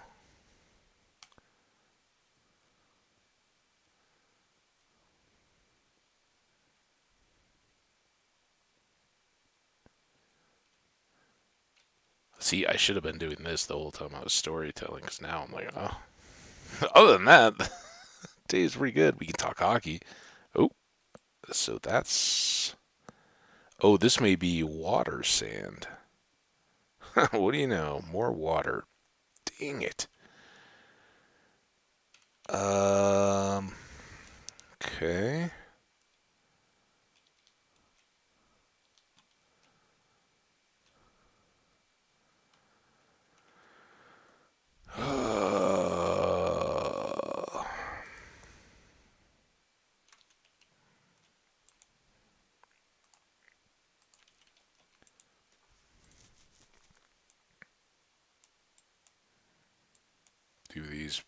Now, so they were looking a bit. You know what? Let's no. We'll let those wear for a while. They're only about halfway. These though can go over to the wardrobe box, and we can combine those back up if we haven't gone full diamond by the next set. We do have 2 shovels. Do I have any extra?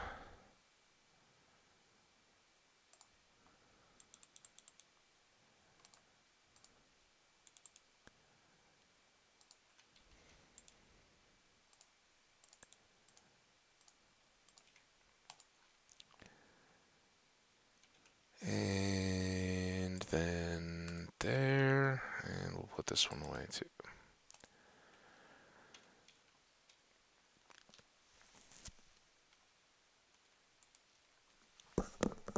So we're going for sand, because I just cooked it all up into glass.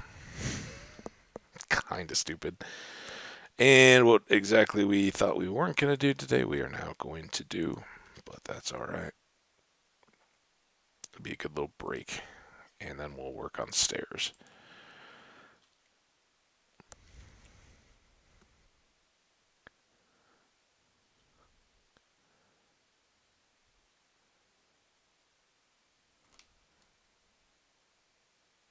Almost went the wrong way.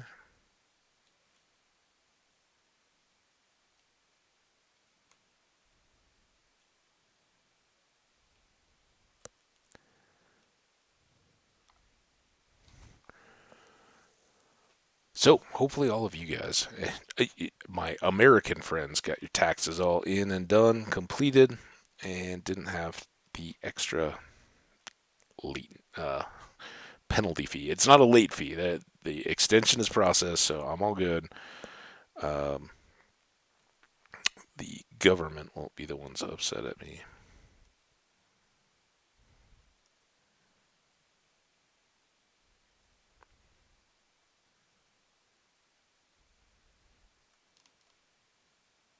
But seriously, how is your go-to?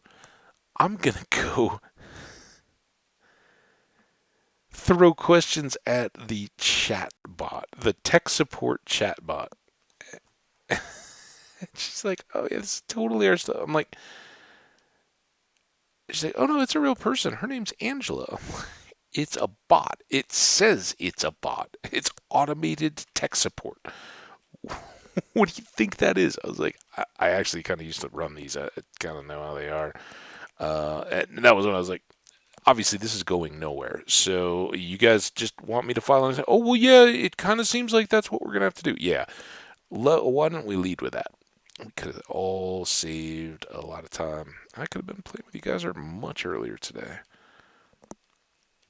But as a consolation to myself, self justification of totally ridiculous.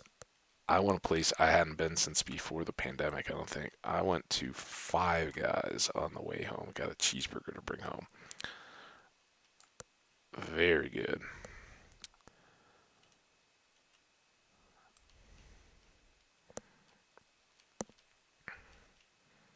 And, soon it will be the kind of grilling season where every once in a while you just do up a burger yourself. And that's where I just like load up some tomato and lettuce, onions, all that. It's kind of tough because for me, burger's not a burger without all the fixings and stuff. And I know a lot of purists are not that way, and sometimes it's not for me. Like if I'm doing a mushroom Swiss, I don't want any extra stuff. I just want some nice Swiss cheese, a bunch of well-seasoned mushrooms, and maybe a sauce depending on how the mushrooms were prepared. Like if they're legitimate sautéed mushrooms, um, a little bit of that sauce thickened up or something, or a complimentary sauce that uh, will go on the burger without making it too soggy would be home run. Um, Black and blue burger, another one that doesn't need a lot of extra stuff on it. But if it's just a straight up cheddar cheese cheeseburger kind of deal, big thick thick, juicy patty. Um, if I'm doing that, I want the lettuce. Maybe the best are kind of those bib lettuce leaves, um, but leafy green. I'm not a big fan of like a bunch of piled arugula on a burger. That's a bit frou-frou, and I don't think is very fitting. I want like even just a peeled off piece of iceberg head lettuce to have a little crunch on there, and then of course some fresh raw onion, um, a good ripe tomato, homegrown if you can get it, some bacon, some pickles, mustard. I can go either way on ketchup or mayo. It's not really it. But I would 100%. I will do onions three ways on the same burger if it's possible. Sautéed, fried, crunchy, and um, fresh, all in one. I love it. Um, so yeah, it was kind of it's the whatever the Five Guys is with like the default all the toppings kind of stuff. Got that, and brought back here to eat. I don't want to linger in the Five Guy dining room. But it was good. I got out. At least that's there. It wasn't stressing me out at all, but I kind of had the feeling in the back of my head that this is not just gonna get wrapped up quickly. The way just this receptionist girl was like, "Oh yeah, we'll totally process your extension." Like they're doing me some kind of favor. I'm like, "That's that's you guys making money. Like, how about we just get the taxes done?" No. Um, and the fact that nothing in my return had changed from the year that they did it before. And this lady's like, "Oh, well, it's asking me for this info." And I'm like, "You got to go back and recheck. Like, I can see the numbers and I'm telling her from the year, comparing the year before to the year that it is. I'm like, "We got to go this, and this." And I'm sure, there's some field on some prior form or something that they just don't fill in, and they kind of, again, I may be very disingenuous to a sweet person. If she really had no idea, I apologize. I guess that could happen, but I heard a lot of people talking extension in the cubes around me. I think that's kind of, and to an extent, rightfully so. I don't blame the company for. I wouldn't blame the company at all for having that as a stated policy. You you pushed it off too long. That's You're right as an American, but if you want us to be associated with that, you need to understand that beyond this date, we'll just be filing an extension and then doing them later. And um, I I was surprised that with over a week left to go when I went in to make an appointment that they were already telling me, "Oh yeah, you have to wait until that date." That seemed messed up. Um, and that was the part that caught me off guard. But as soon as she said that, I was like, "Oh man, if it's going down the last date, that's not going to work out good. I'm already too late." And I kind of came to grips with it there. But then today to be not just you know what they contrived, as I kind of feel it was. I would be appalled with the individual person who'd been there for a long time, as I understand it.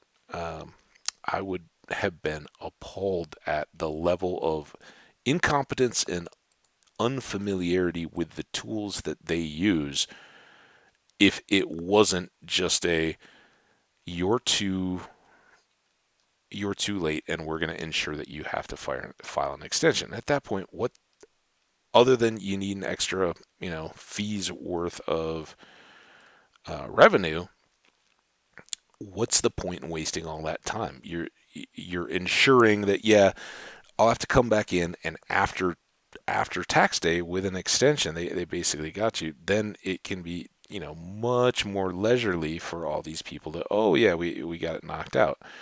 And I'll never know, because when next I go in, it's going to be sit down and go, um, yep, they're all done. We've, tech support got back to us, and they told us what was going on with the thing, and it's all fixed now. It magically, it's all set, ready to go for you. We don't even need to go through it because we already have all the information. So here you go. Come on in. It'll only take us 10 minutes, and you'll sign and prepare it, and you're good. Just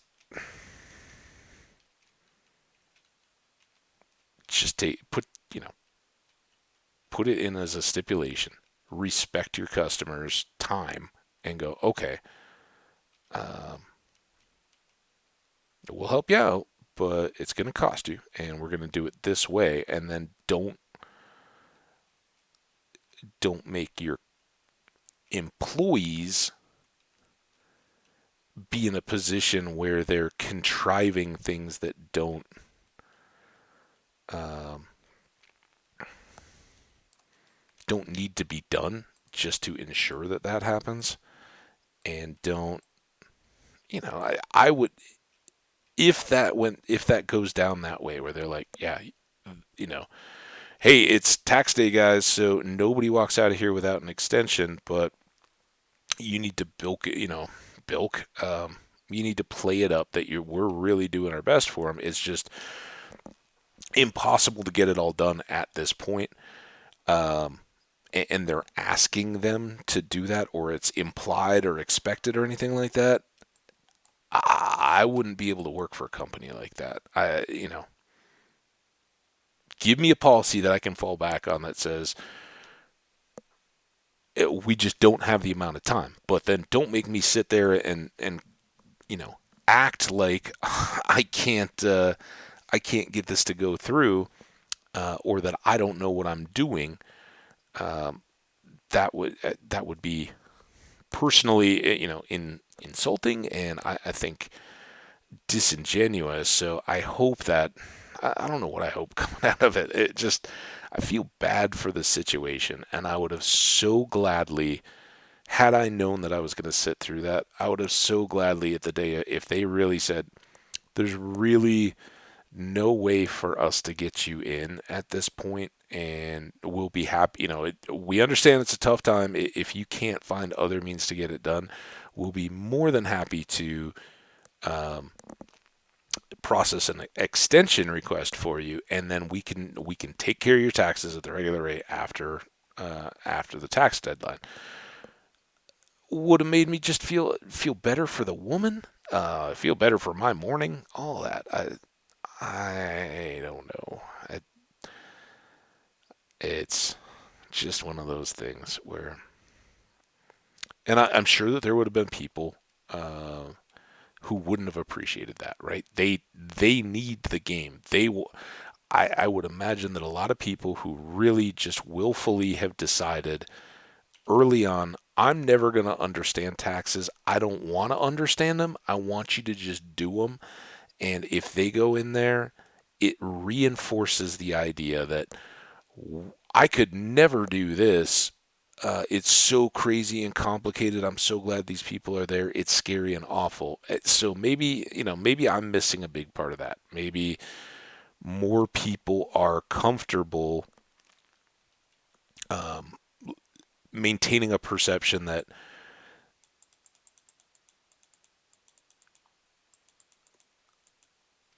they're right to justify this expenditure for themselves because it's beyond them.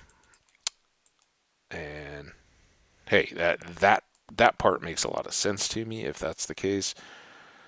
Because if you're H&R Block or any of the other ones, and I don't think this is, what's the Hewitt one? There's a bunch of different providers of these services. I get that, and they're big business. That's why at the end of football season, um, here in the States, you get so many of those ads well before tax time, because they know there's a big audience, and that's the best television marketing window that they can have. So they spend, it's like car insurance or anything else. They spend thousands of dollars. I'm sorry, did I say thousands? I meant millions of dollars to reinforce the idea that taxes are too frustrating, too complex, and totally not worth your time to do yourself. You're way better off to um, get those taken care of by somebody else. And yeah, maybe it's just a read the room thing. Maybe had they been better at reading the room with me, they wouldn't have um, would have just gone with it. Yeah, you're a middle-aged man who values his time and understands how kind of business and those kind of things work. It's just a fee. Get over it. We'll get to your taxes, but you got no other options here. So that's how this is gonna work. There we go. Come back in next Friday to get your taxes done. And I would have been happy with that, but I'm sure thinking about it that a lot of other people wouldn't. So yeah, believe it or not, I'm very much over it. It's just fascinating. I find that kind of stuff fascinating. How do businesses approach that kind of stuff, and what do they value, and what do they think we as customers value? Um, is it our time? Is it our money? Is it honesty and integrity, or is it a shell game kind of deal? And I think in this case, the evidence would say that they don't think that as a customer, I value time or integrity over a few dollars. And it's sad. I wish I had just been given the option to let them know that that's not, for me, that's not the case. But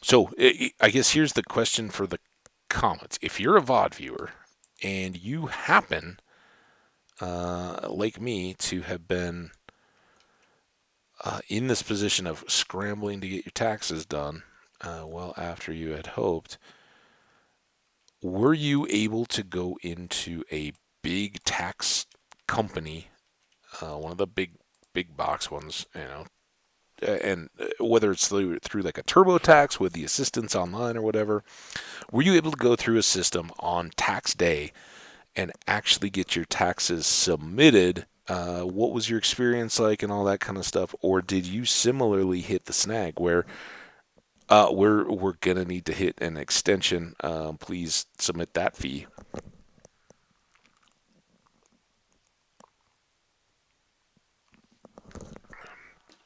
Very strange. So I'm genuinely curious if anybody. It would be one of those that I'd love to see, like like the late night talk show people, Jimmy Kimmel or Fallon or some of those. They'll sometimes go out on the street, they'll do like do you know the states of the United States, or um, can you do basic math? All those kind of things. Like, hey, let's ask adults stuff that their kindergarten students would be asked. Do they know the answers to them? And it's predictably funny. For one thing, people are generally kind of stupid, and for another, you're catching people completely off guard. How do you spell elephant? Wait, no, it's not if they don't know how to spell elephant necessarily if they sat and thought about it, but you're sticking a camera in their face in the middle of a street where maybe they just came out of a bar or restaurant or something like that. They're flustered. They're with their friends, and it's just that unexpected, off the cuff. Hey, are you ready for this?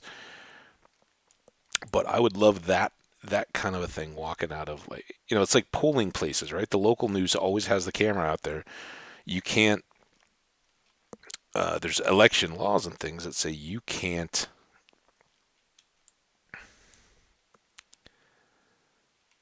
ask for the result, or you can't have a poll at an election place where everybody replicates what they voted as they walk in or out the door.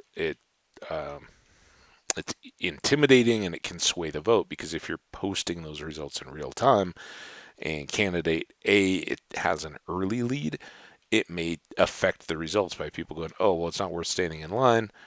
Candidate B is so far ahead already. That kind of stuff, right? Um, but it would be awesome to see on tax day people walking out of some of these offices and just be like, so did you get your taxes off? Well, I filed an extension, so I'll be back, and see how many people actually go the extension route on a day like today, and how many walk up and be like, oh yeah, everything went perfectly smooth, and I was in and out of there in 5 minutes. Couldn't believe it. It was so great. I'll be back next year. I suspect more people go the extension route or are guided to it, but could be wrong. Could have just been me. Maybe something was truly incorrectly done in the previous year. That was the official excuse that the lady gave me when she was filling out the stuff. Well, it went so smooth, and because I said, I can't believe this. It was a minimal amount of time to do this whole preparation and filing last year. I don't understand why your software or whatever is now making it difficult for you to enter in the same information. She's like, well, it was that other preparer. He didn't complete all these fields. I'm like, well, your software didn't require him to, apparently. I mean, I don't know. I'm not. You guys are supposedly the professionals here. What gives? But I didn't like that part either. That I don't know if that guy still worked there or not. But basically, throwing your coworker under the bus is the excuse. Like, oh yeah, that guy screwed it up. I didn't. Uh, that, as a former manager of people, that never goes over well. Like, do not. Even if you've got an upset customer and you're taking a little bit of an earful, of which that was a big function of my job back in the day, was sitting in the midst of technical outages and stuff, and taking the earful from the other companies, the customer companies execs, so that my engineers and people could get on with the job of fixing it without having to justify every step or what they were doing to a bunch of non-technical um, stakeholders that kind of like, I just want to fix. I just want, like, look, they got to go in and do diagnostics. That wasn't what we needed to do. And it's going to take a minute, and then they got to analyze those. So you sitting there going every 5 minutes you need an update, I'll give you the updates, and get them into written form that you can hand on up the line, whatever you need to do. So I've been in that situation, but that's the kind of stuff that, like, if it's designed to boost the revenue, I, you know, not happy, as I kind of said, but I'm a lot less happy at the way they kind of tried to just move around blame and excuses about why it was taking so long, and none of them panned out. And it's kind of like I can smell something, and it ain't roses coming out of whatever we're working on here.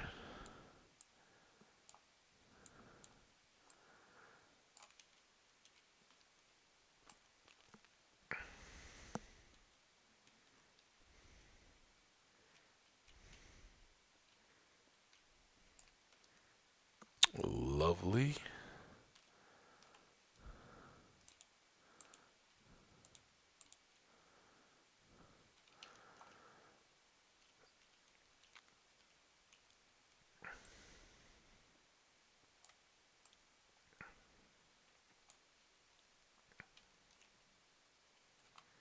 I don't know if this way's better or not.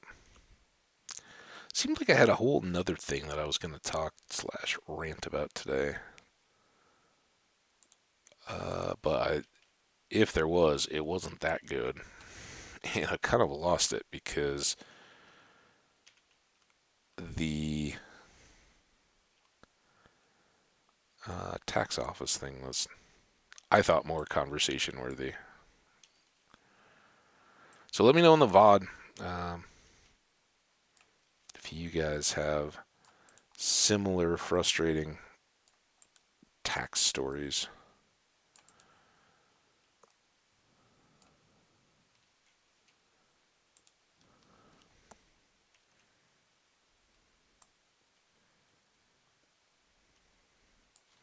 And I've often, kind of thought as I've kind of reevaluated it and tried to make a break with the corporate world. I don't know. I didn't want to burn any bridges or anything like that, but as you can maybe hear it from my reaction to some of this kind of stuff, not not at all times the place that I want to be.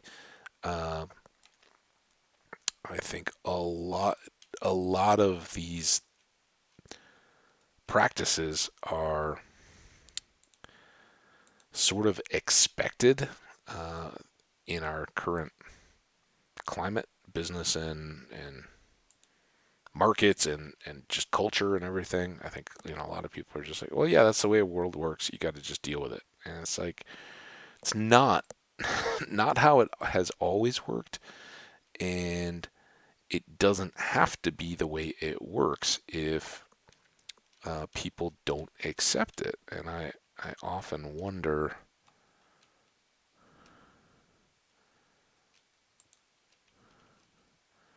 if there's even enough will to turn those things back to kind of as consumers, because at some point we definitely lost the idea that the customer is always right. That you're in a service industry.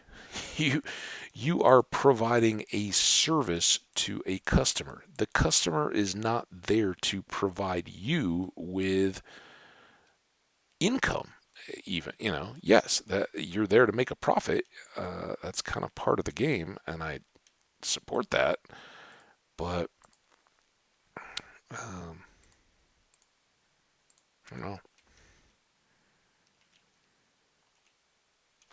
one of those that I think will be fascinating to continue to watch play out, and something that even though I've kind of distanced myself from a lot of that, I still am fascinated.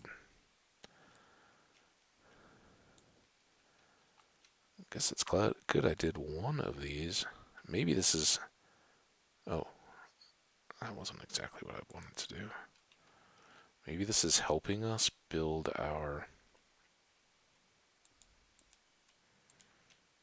staircase as we go here. That'd be kind of cool. Although I may have to. Well, I don't think that this should be breaking out into. Oh, that was kind of handy. Oh,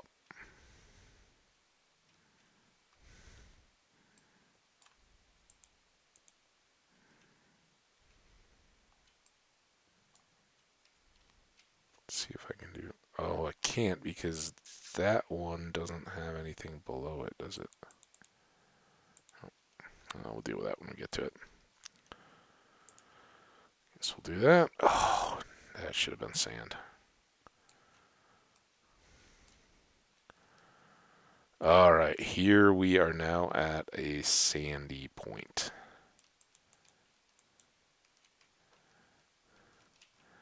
Let's let's do this. Oh, I needed to do one more. One there. There. Nope.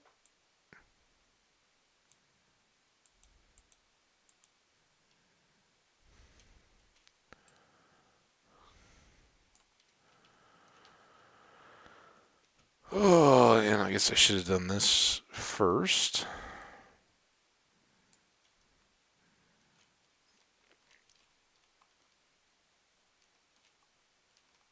I can't use sand. I kind of wish I had something of a deeper color, but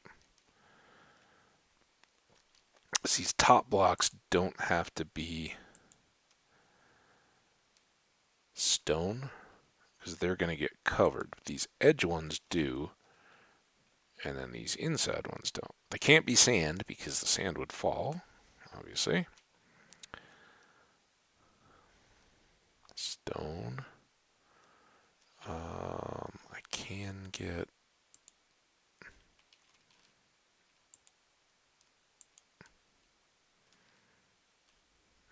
I don't know what that did. There we go.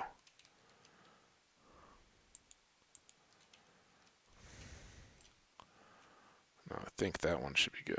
Yes.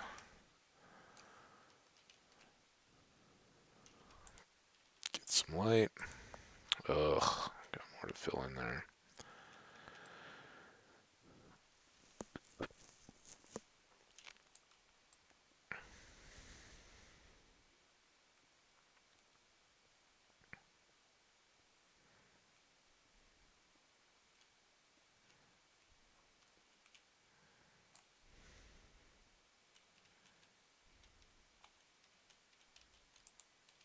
Oh, come on.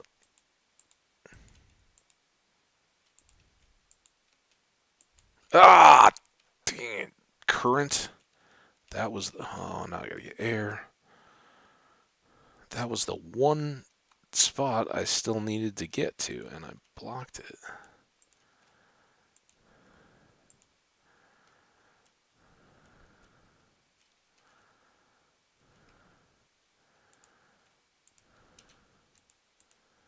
Cold down there.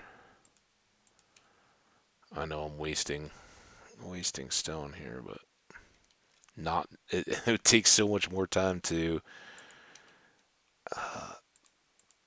figure the air or waste air, refill it to figure out exactly what's going to be visible wall and not. Now, what is.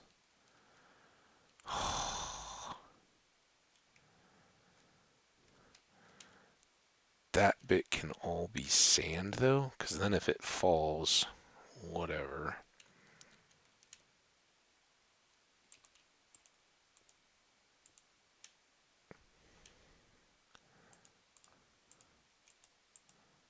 Okay, go. Get.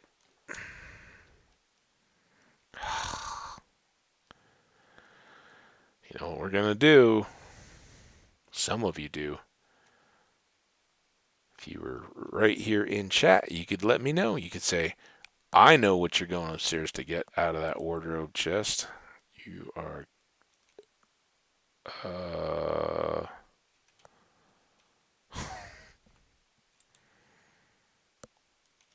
Uh.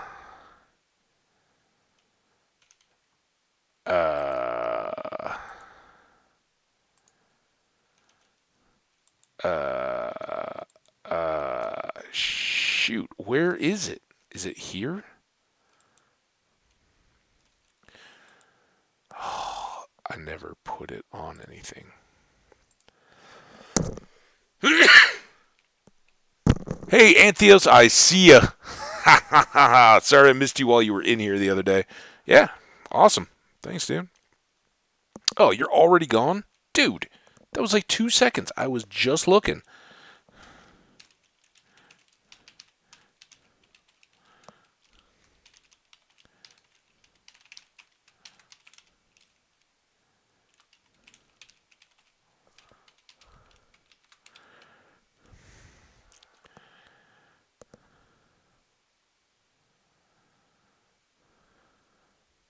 Okay.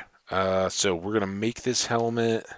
Well, we're gonna probably equip the one that I've got here, because I don't think we've taken it. Yeah, we haven't even worn it yet. Help if I took it off though. Get.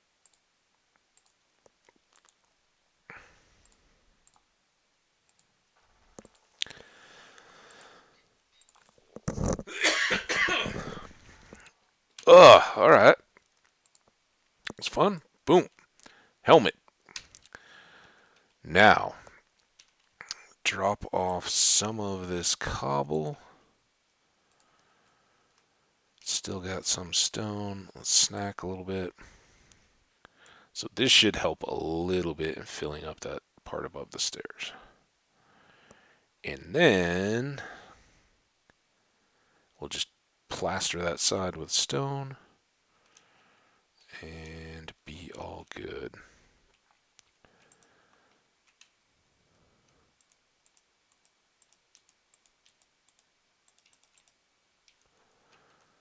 Okay, now just because I have it doesn't mean I want to waste it.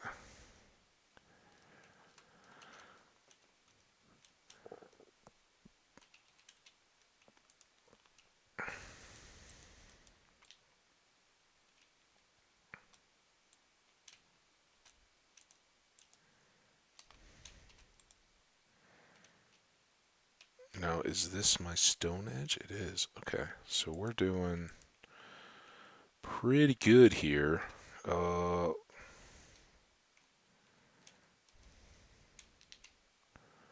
what I don't want is when that sand falls to have water pouring in. And that may cost us quite a bit in the stone. I think we've just got to seal where the sand is up high.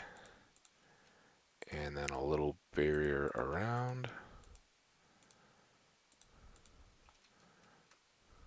And then we'll have one fun little sandy spot to have to clean up. All right.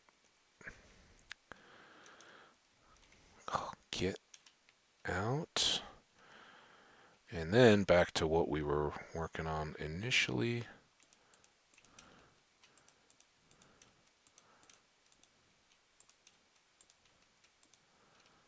And I guess we can just do all of this while we're in here.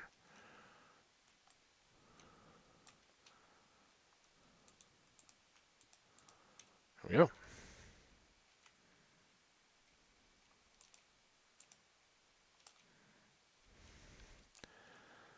So hopefully that gets us out of the wet work. Oh, we got to do this wall too.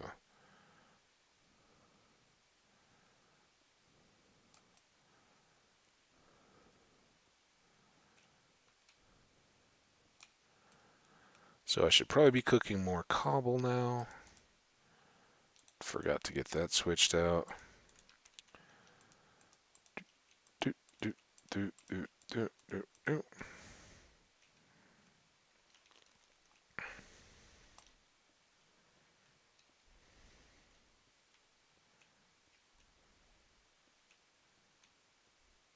How did I not get that one filled in yet? Small price to pay knowing that we don't have to fill all this in again. Boom. You're gone. And then here we can actually use some of this stuff back because those will all get covered.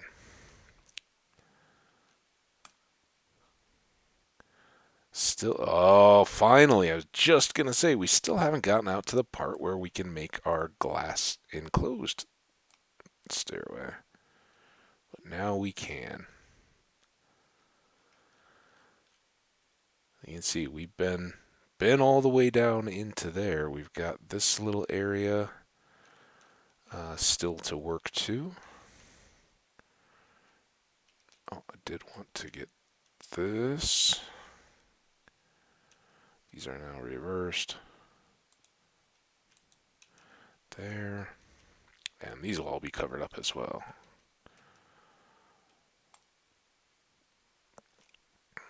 That one needs to get switched. Hey, Ant, how's it going, man? Sorry for not catching you live yesterday. As you said, I was in the throes of agony over one or the other of my lost cats. I can't remember which one it was. Nice, nice, dude. Glad to hear it. It was definitely cool hanging out on in your channel a couple days ago, right? Whenever it was. Hope things are going well over there in your S&P.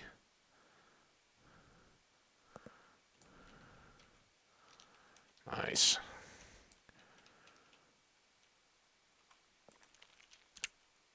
We're just building a little bit of the staircase here.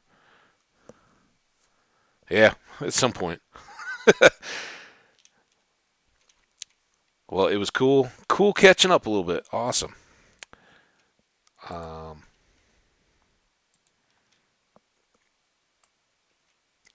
did I did some cat taming. I did a little bit more. I can't remember what was going on when I saw that you'd come through. It looked like you dropped in and had to move on, which is hey, awesome. Thanks for coming by. And I was just sorry I missed missed catching you when you were um, chatting. Well, it happens a little bit.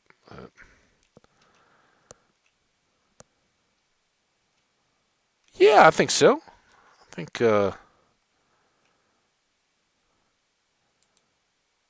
seemed like you guys were having some fun, man.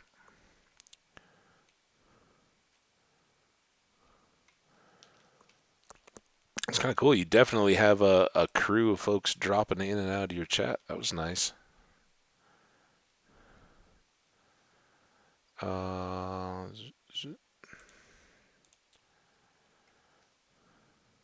Now we're going to build to there, and I think. Oh, oh, is that it?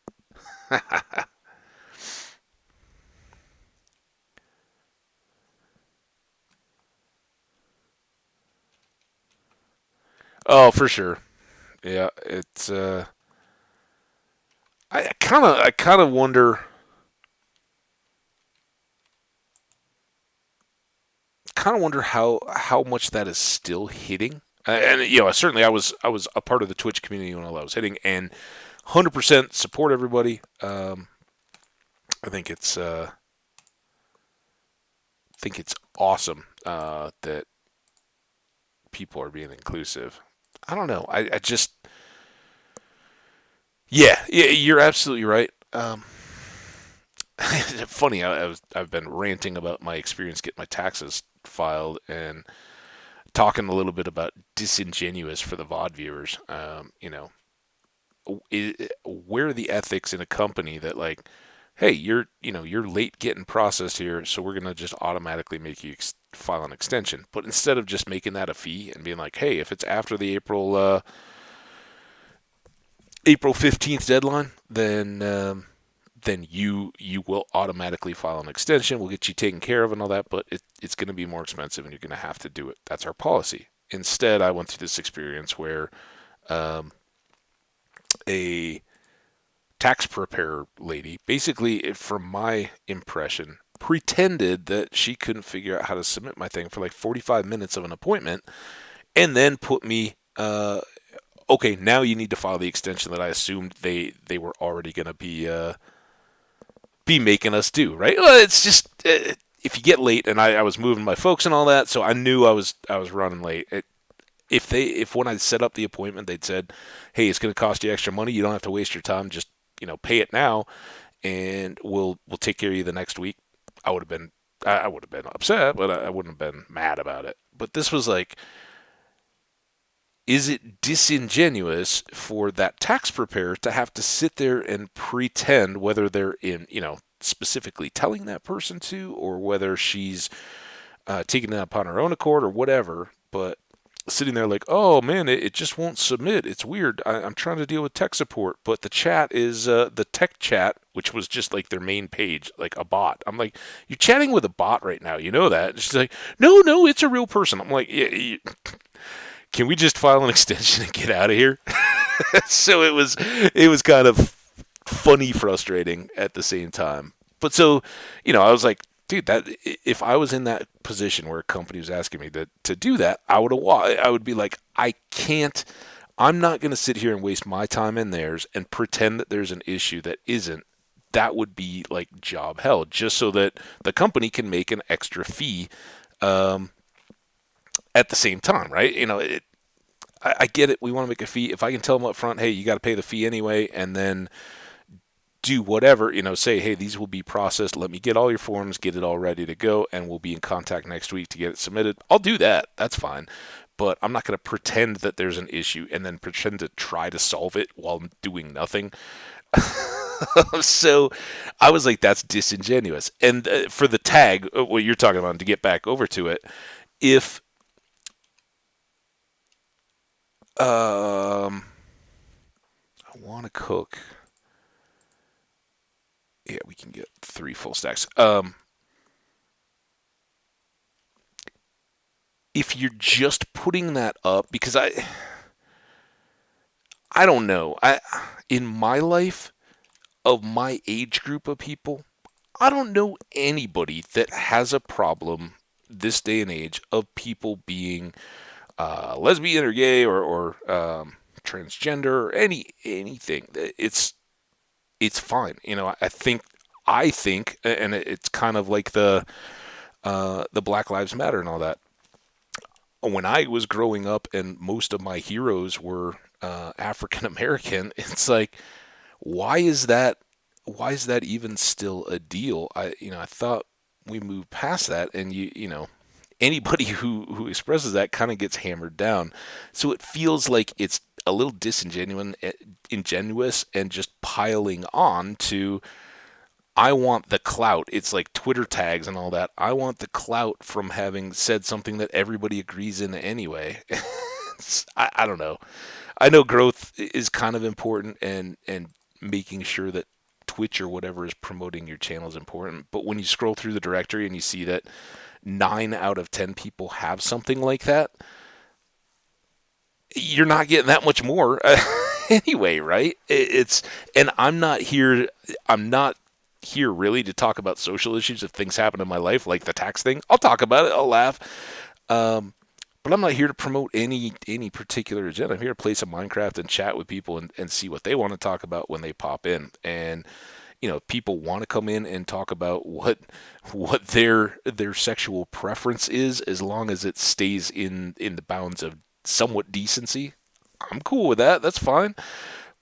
But that's not what I'm promoting any more than I am mini games or something like that. I just feel like I'm advertising something that's I'm also not a racist, and I'm not putting up a flag that says no racism in my thing. And I don't know. Right. Clout's nice. I don't know. Um, I'm okay with it, and I'm not. Don't take that as anybody who puts up a tag is being disingenuous. For me, and the reason why I'm like, I don't know. If the tags are supposed to help a prospective viewer understand what they're getting into, the relaxed, chill, Minecraft, vanilla, that kind of stuff, I feel that represents my channel. And I want, well, I know, but there's no, there was never a tag movement about that, right? And that's the part that's messed up. Like, okay, so universally, just to make an algorithm happy, everybody wants to have a particular tag, and then we pretend that other social issues don't exist at the same time. That's the part. It's like, can I just say that I try to be a socially conscious human and treat all other humans with the dignity and respect they're entitled to? Can I get that tag? Dignity and respect tag. Everybody, live your lives. Don't be a jerk. We'll be good. Um, I'd love that tag. So I don't know. Yeah, I guess so, but um, I don't know. I wish I wonder, and not being gay and not having any particularly close friends in the Twitch community. I certainly know of folks in other chats and stuff like that that have at least said that they are. And you got to take all that with a grain of salt. But like in my life, my gay friends that I do know, I've never had the conversation about it. But I wonder if you're honestly a person that's gay or lesbian or something like that, or have a family member or something, are committed to that cause, do you feel that it's diluted, that when you scroll through, everybody is using that tag and their content may not reflect it whatsoever? And if you're trying to really make that a space where other people with a like interest that might be interested in talking about issues pertaining to that want to get together, good luck, right? Right? I mean, it's not the content I'm particularly looking for, but if I was scrolling through and being like, hey, I want to go talk about social issues, or where's the next Pride event or something like that, I wouldn't be able to find it. Who knows? I mean, how many clicks do you have to go through? So, hey, it's well, that's cool, and that's awesome, and I think it's it's fantastic. I don't know. Maybe I'm just a little more jaded. I think a lot of people may say that with limited sincerity. Like you said, clout is nice. I want clout, right?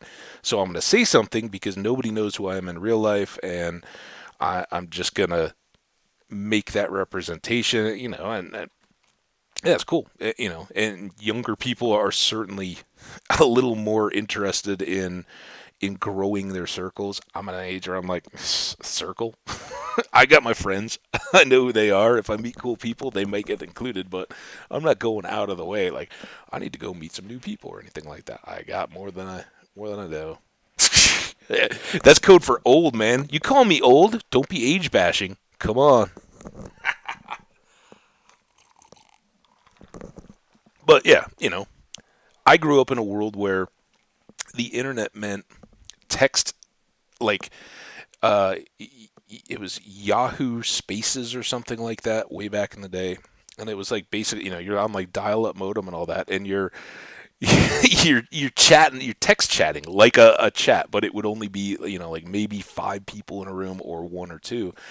It was this whole idea of like precursor to sexting, like, oh yeah, but that was when catfishing came out, because at the time everybody was so naive about the internet, they had no idea that, like, hey, that really cute girl that's really bored and is chatting with you is actually an old man, sitting at a computer pretending to be something else, and that legitimately became a deal. So, growing up in that era, we just, kind of come in. It's like, yeah, it certainly helps when you see a streamer and can listen to him, hear him talk, and all that. Although with um, the improvements in voice and screen, you could basically say, "Oh yeah, I got my camera up, and that's me," and it's not you at all. That kind of stuff. So I don't know.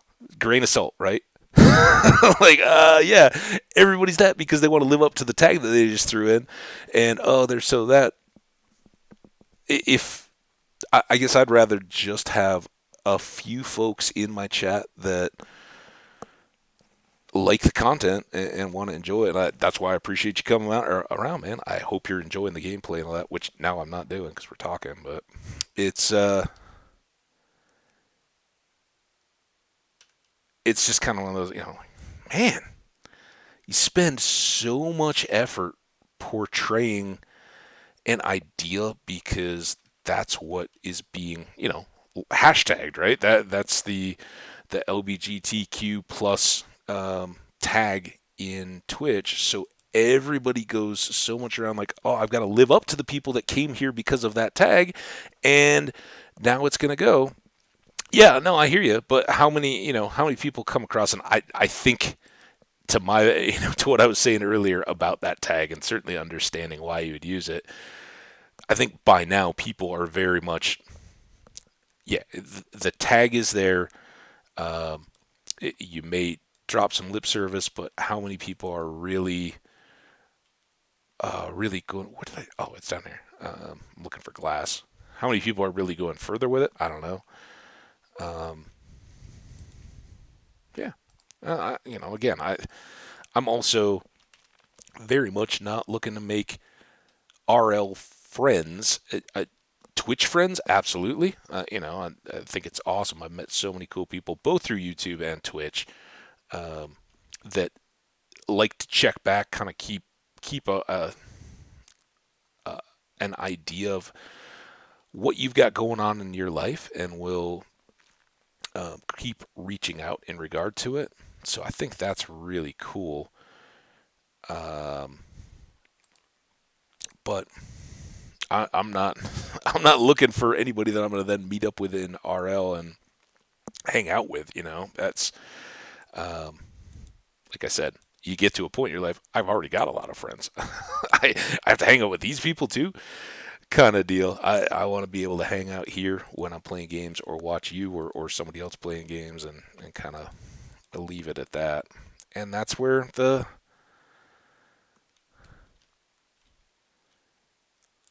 that's, I guess, my angle on the tag stuff. I'm not hating on anybody for using them. In fact, I'm happier that that's the tag that kind of got adopted as the insider one as anything else. I just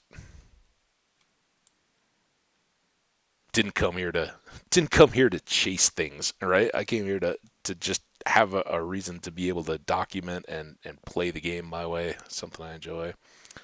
And if people enjoy that, it basically, I didn't find Twitch until, and I don't know if you know him or not. That was unexpected and not ideal. Whew. I think we're good. I think we're good. Let's actually use this as a. Did you see what happened there? I don't know if you were doing other stuff. I was sitting on the edge and placing sand. So I'm hanging out like this, but I only had a block. And when I put the block, it ended my crouch, because now I'm crouching on the block that I was hovering over. And then I was like suffocating on the way down in the sand that was falling. That was the weird part. And of course, I had no idea what I was about to land on. But now that I'm here, I can light up this ledge. That's where we're trying to get to. So this should at least help keep skilly snipers down while I'm building out that stairs. And I'd rather be doing this than building a staircase while I'm on stream, right? Better content anyway. How long have I been playing Minecraft? I tried to figure it out. I think um,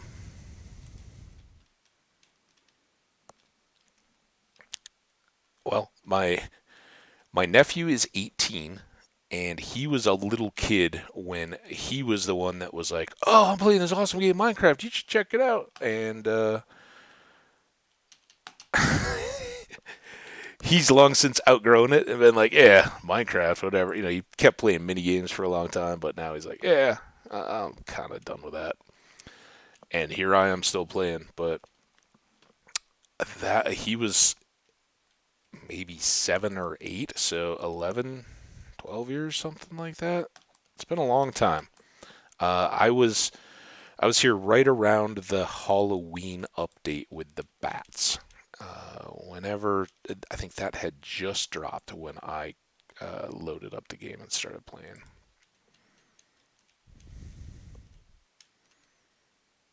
And then off and on. But yeah, I'm not running around either and being like, oh, I was here with beta Minecraft. I've been here since the very beginning. I wasn't. And I foolishly, when I first discovered hardcore way back then, maybe a few months into playing, and I was like, oh, there's a one life mode on this. I want to play that. It's more similar to the other games and stuff, I've been playing. Uh, and I'm sitting there thinking, I wonder if anybody can ever even like beat the dragon in this hardcore mode. And kept playing on and on. And sure, I got better and beat the dragon, and had longer term worlds that I'd lost and started. But I'd kind of just gotten to the point of like building for a while and playing in hardcore for the difficulty. And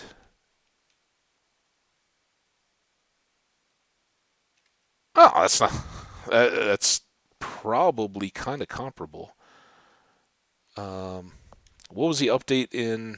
What update do you remember when you started playing?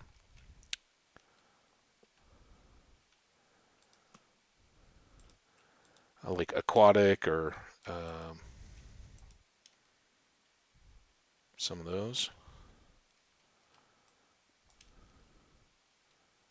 Horses. Okay. Yeah, I remember one of the first times I went to YouTube and actually looked um, at videos and finally discovered like, oh man, there's this whole community of people playing the game out there and talking about how to get better at it, what they do, and learning so much that you didn't even know to look up on the wiki was because of horses. I was trying to figure out, I think I was trying to figure out how to make a barn that they could stay in or something. Um, and I ended up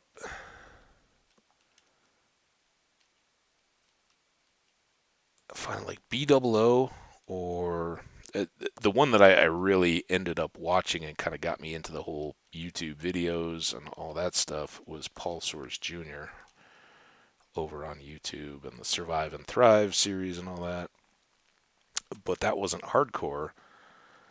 And I had a few others that some of the hermits and all that I was watching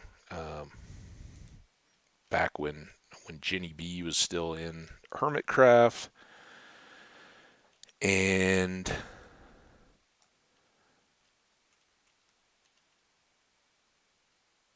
I'm now way too loaded up.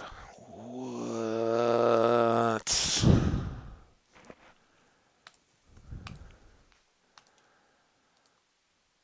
Can't combine any of this glass. Yeah, B-dubs, right? The whole gangster voices and all that. But yeah, he was one of the absolute firsts that I watched, and his way old series for he built like a Home Depot in a desert or something like that, and that was like the first really that I saw redstone and stuff being used. And then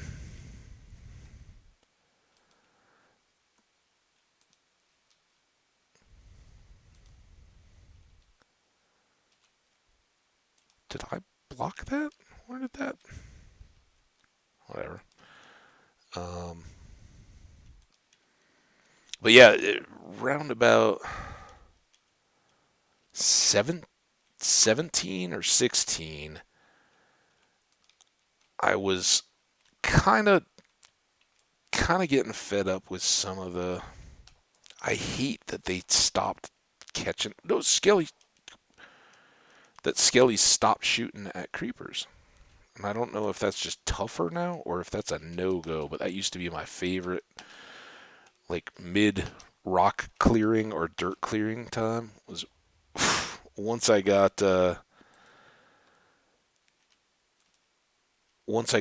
good enough armor, I would play Skelly Creeper games and try to get as many discs as I could in a night from having the Skellies shoot all the creepers and drop the discs. And now it seems they made it way harder in this update.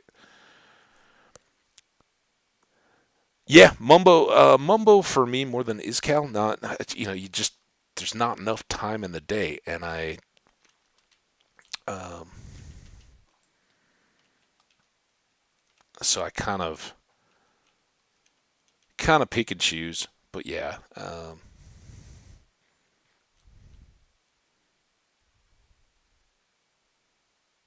trying to think. It's been probably a year and a half now since I've done much, even with the Hermits. Right at the beginning of the pandemic, I watched when they started their new world, Um, but then I don't know, caught up more with Twitch. So John Bams is the guy that kind of got me over to Twitch because I was looking for hardcore, and I in YouTube, and instead of just going to any of the streamers that I frequented, I just typed in hardcore vanilla Minecraft, and I caught him right when he was starting the HCMC 100 stuff. There were about a week of videos in his new hardcore world, and he was the one that after I'd watched those on YouTube, I was like, oh, he's streaming live over on Twitch, and I'd heard of Twitch, but I was like, I don't know, I don't have a lot of time for that. Um, it's all good, and the next thing I knew, I was on Twitch and kind of watching him daily. This was back when I was still working like a 9 to 5 type job, and kind of grew from there.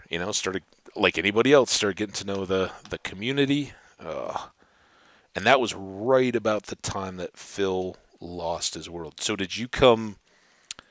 Did you discover Phil kind of as a result of him having lost his first or his first year to the baby zombie, or had you been watching prior to that?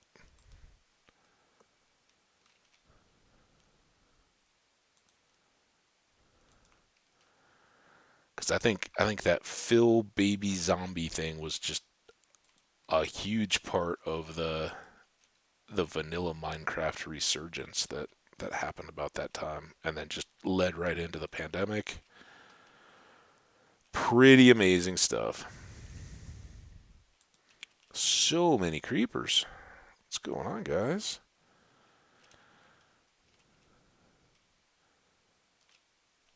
Uh, oh, okay. Minecraft Monday. I remember. So again, I'm very limited in some of that kind of stuff to just the John Bam's perspective, and um,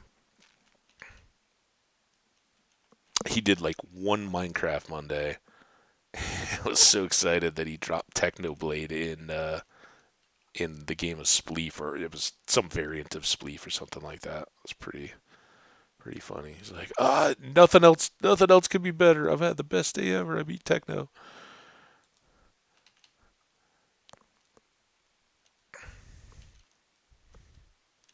But I just, I was like, at that point, I wasn't even doing YouTube stuff. I was thought about it a little bit, but I was still busy at my job, and kind of like, oh, I'll just watch some videos when I play Minecraft, and then more and more got to the point. And this is where the tags and stuff. I'm not giving you a hard time. I get it, and if you want to grow, that's hugely important. But that wasn't kind of why I came to this at all. Even though, hey, I want to put my stuff out there, and if people like it, cool.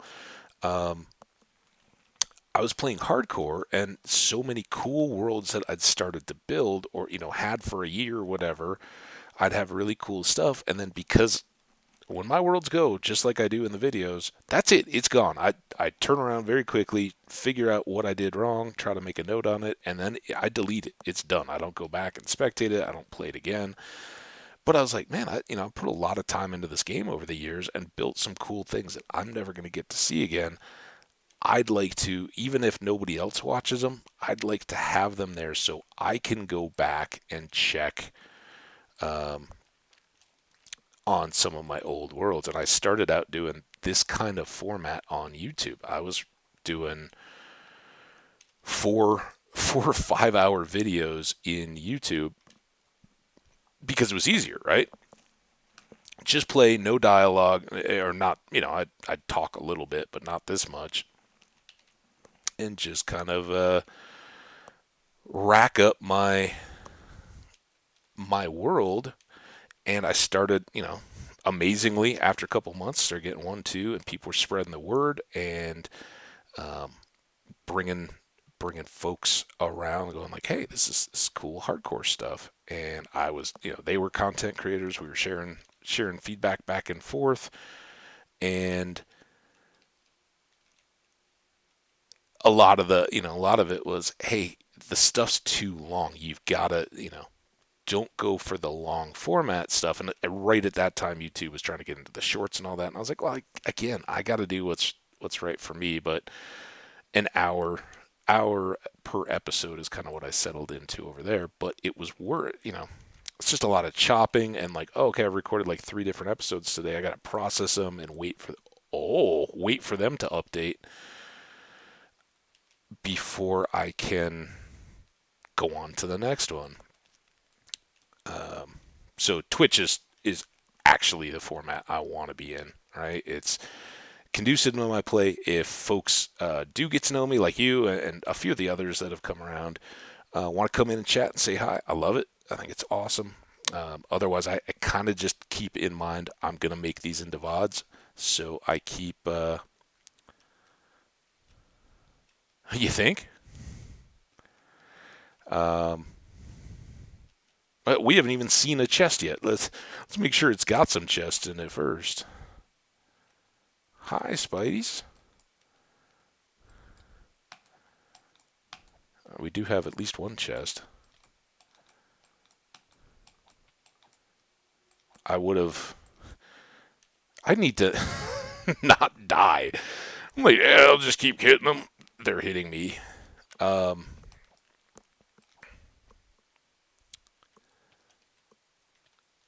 oh, stop. Let me put that.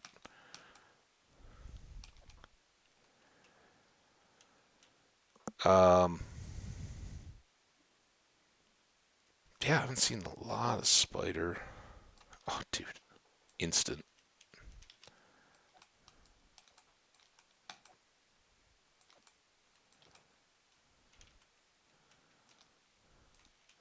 All right, so you got the prediction. Now we can at least. Oh, cat. Nope. Wah wah. All right, small stack of sand. Another small stack of sand. If only I was cool enough to have channel points. Could have done predictions.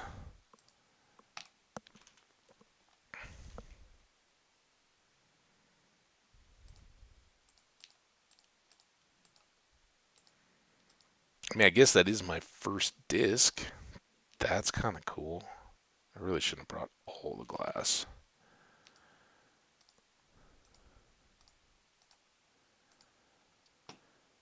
All right.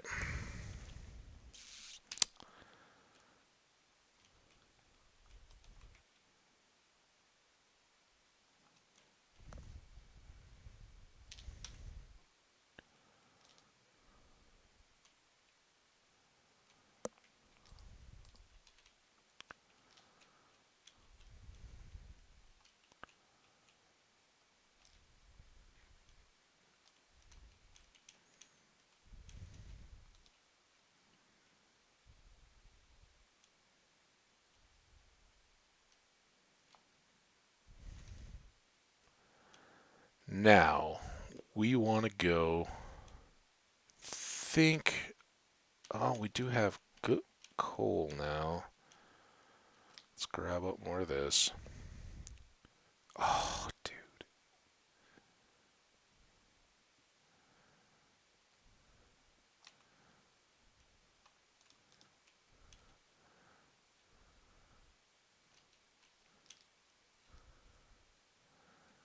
I have a feeling this is all out around that shipwreck some way. Now, how much of that coal did it wash out here? Some at least. Oh, and how many torches? Dang it. Seemed like an unnecessary amount of spread. So maybe we won't do ceiling coal anymore. What?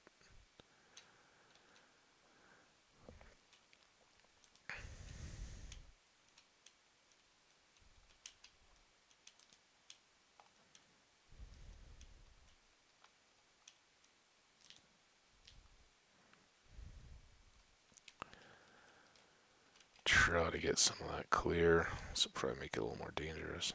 But, I mean, this is still great for that pre-deep slate level opened up. Lots of iron. Not going to be as much coal down here, but oh, back. I had a Snorlax just because I've heard that in BAMs. That part I'm a little out of the loop on. I did some Pokemon Go when it came out. I actually really dug that for a bit. The getting out, walking around, and all that. But I thought it was a cool, novel idea. But the actual Pokemon, the cartoons and the game, and all the original stuff, totally missed out on all that. So yeah, Snorlax, for lack of any other real knowledge.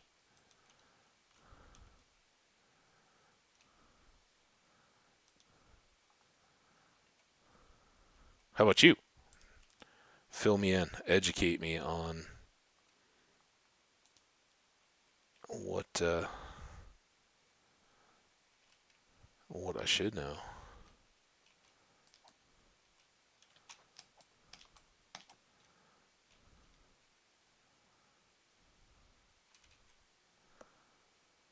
Yeah, see, streamers, man, they'll teach you right. You just got to pick your battles, and you got to have watched long enough to know what's like a total, just bait reaction reaction call, or like yeah, the chat will give props to that choice as opposed to gasp and shriek and all that kind of stuff.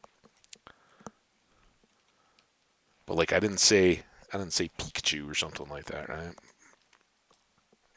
I know a little, just not very much.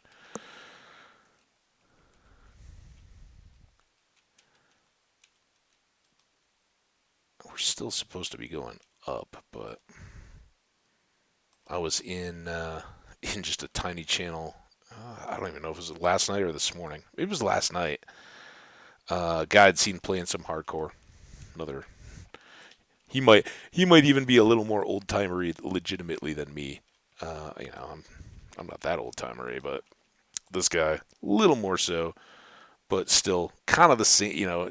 I'd been in when he was playing hardcore, and he said, some of the same kind of stuff that resonate with me. Like, look, I just don't care. I know because in his SMP, he's huge doing stuff on top of the Nether, and that's what he was working on last night. And in his hardcore, I know he'd been like, I know some of this stuff is hugely popular, but I don't care. It's my channel. I'm doing what I want. I like the way I play this game. I've been playing it for a long time. I'm not chasing a fad or a viewer just because that's what's popular with the kids that have just discovered the game or are going through a kind of repeatable progression, right? A lot of people, even more. I don't know what that is. The Pikachu thing. Is that what you're laughing at? Everybody knows Pikachu though. That's why I didn't say that. That barely counts. It's just Oh, is that possible? Hey man, I still got my hips, my eyes.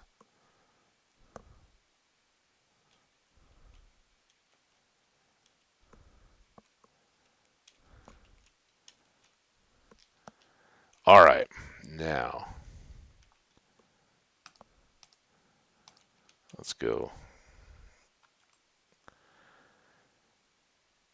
I guess I'll just kind of build a sand staircase out from here.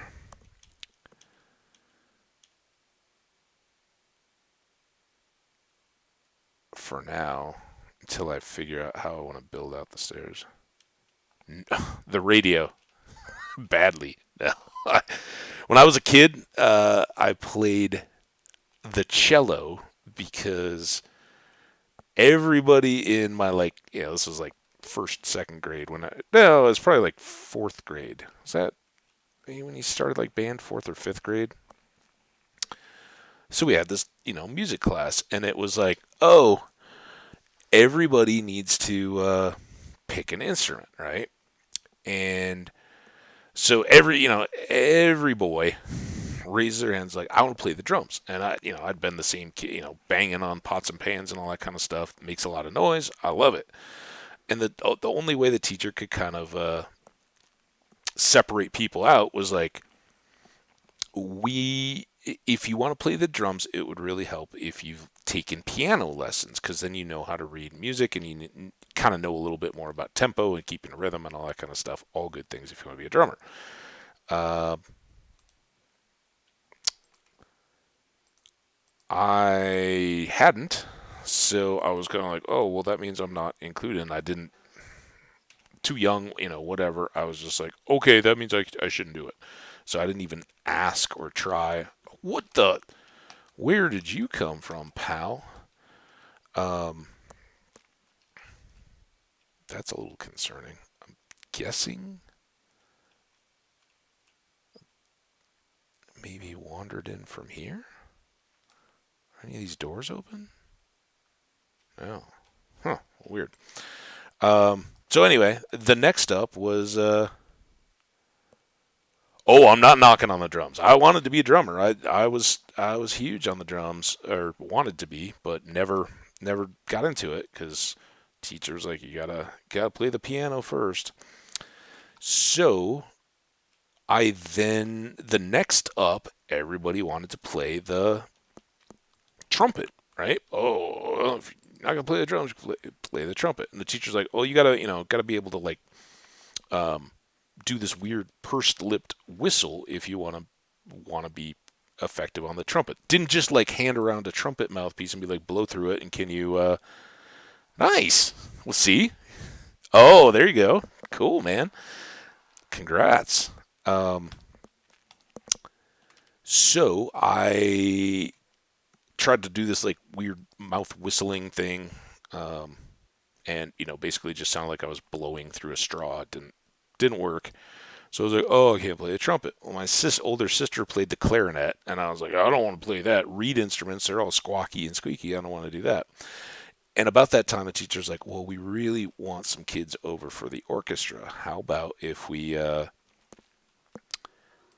do, would you be interested in that? And because at that point, I'd seen enough music like with my parents to know like, hey, sometimes you get the stand up bass in like a little jazz jamming out band and all that. I was a kid, I didn't really have a lot of my own taste in music. It was the 80s or late 80s, early 90s, probably late 80s.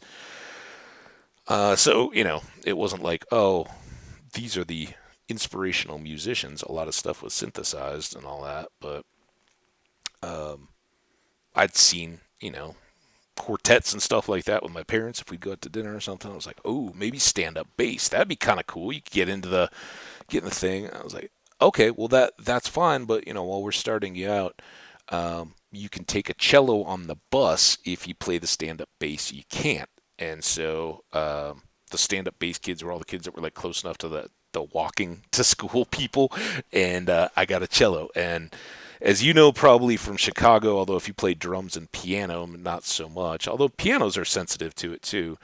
Um, in Minnesota or anywhere in the cold, wintry states with humidity and not, things get out of tune very quickly. And so I'd, like take the cello home on the bus, fight all the way through all the seats. By the time I got it home, it was out of tune. I didn't know enough at that point to tune it very effectively, and it was just a mess. Like, and I wasn't a motivated practicer. I was so bad. But once I got into cello, because as I'm sure you know, I don't know, did you ever do like a marching band or anything like that? Are you a band guy? Or are you kind of like hey, learned how to play the drums or play in a rock band, that kind of stuff?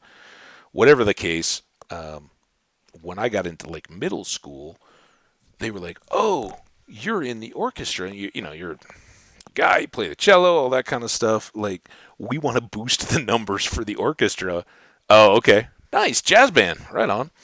Um, they wouldn't let me out of the orchestra. They like, kept they're like, well, you won't have to take rudimentary music lessons or whatever, the intro to music classes if you're in like a choir or an orchestra or whatever. So I stayed in the kind of all city orchestra or whatever they called it, and I was so bad.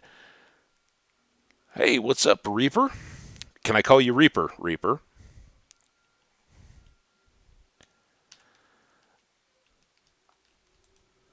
Fancy meeting you here, Ant. Right on. I can't remember, Reaper, if you were in the Ants chat the other day. I got to hang out and catch my first little bit of Ant. It was awesome.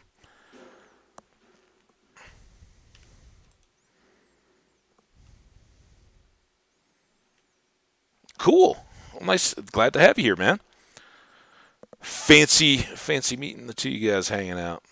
So we just had a spider spawner down here, and I'm just putting away a couple of the things, and we're talking musical instruments in school. I was a terrible cellist. That's just what I was relating. I don't know if you have any musical background or not, but I was so bad. Like my parents would come to the little concerts because that was the worst part, right? You go to all the classes and all that. What did I do with all this stuff? I had named. Oh, I guess I found the book. Not that hard. All right, we need more torches.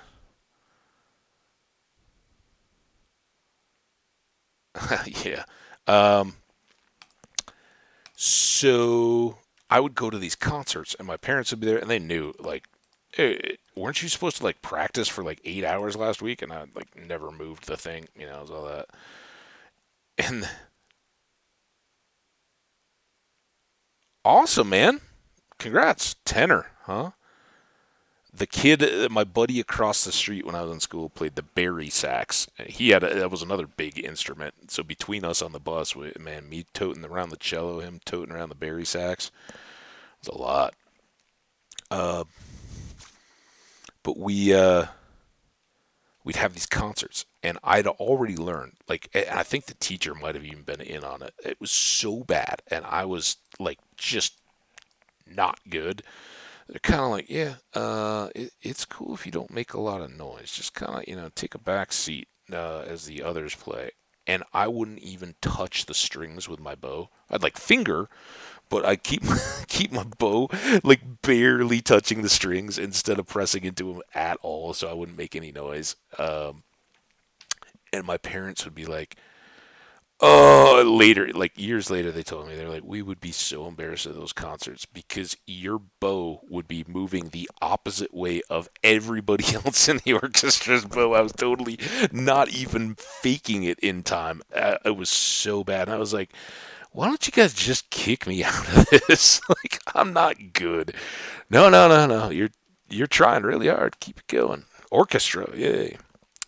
But I'm glad I did it, and I'm sad every time I hear that more and more schools have less music programs, and it gets cut out of budgets very quickly.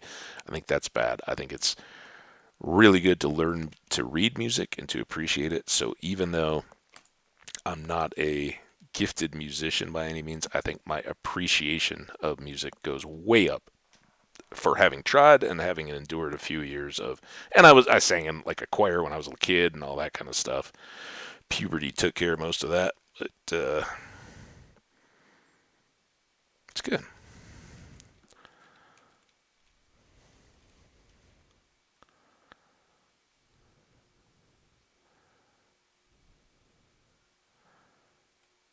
Now I don't know. I don't think I want to.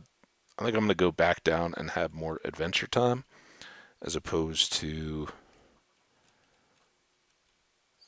We aren't quite up to that edge yet. How much sand do I have? 2 stacks.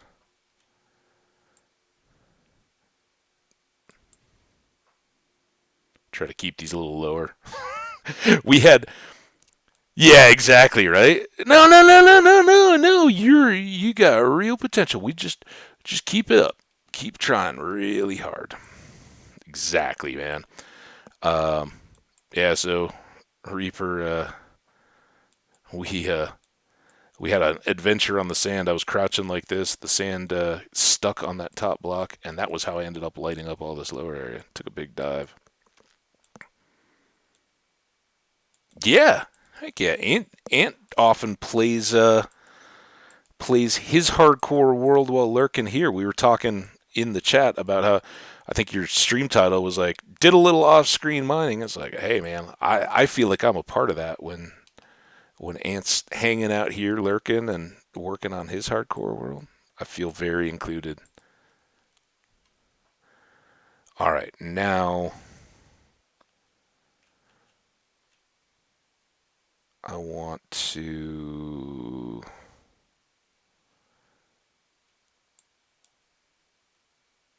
Oh, I don't know if I really want to make 2 all the way down there. Let's go up 1, 2. Let's go right here. And then we'll just dig this pillar. Shield. Yeah, off camera mining. See? That's what I'm talking about. That's um, the lurking, and you know, if ever called to account, that's when I just chime in. But I don't know. After that whole,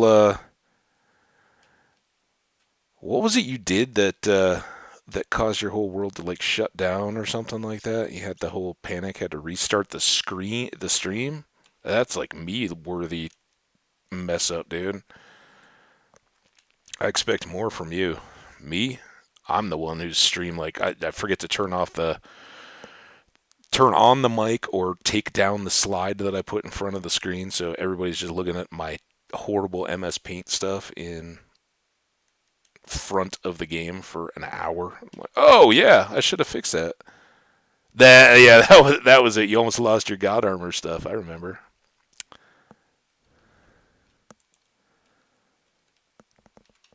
Which, speaking of which, I mean, between the two, mining a little bit off screen, coincidentally, and maybe duping stuff in, or going to a different version of the game to build some super armor. Yeah, I don't mind if you do a little mining off screen.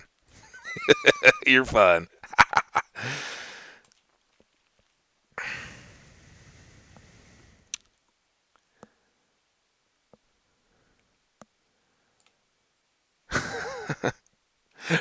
I'm an amateur adult, a old one who should know better what he's doing but doesn't. And it's crazy how easy it is to not even do the things that you know you should be doing when you want to. Like the reason why I haven't gone back to my YouTube world much is I just know I'm gonna have to, go through all the process of uploading and branding and, maybe replacing their chosen screenshots, doing all that kind of stuff. It's just extra time. And then how quickly it goes away when you're not doing it all the time. Like, how did I do that again? Comes a whole hassle.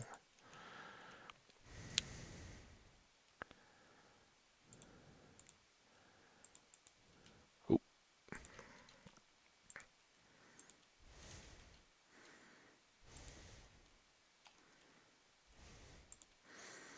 All right, so I don't know if it's done cooking. It's getting overcooked. It never stops. It's not like you pull it out of the fire. Um, so earlier, Ant, you were saying you were stepping away to go get some candy. What's the top tier Halloween Easter candy for both of you guys? What do you got?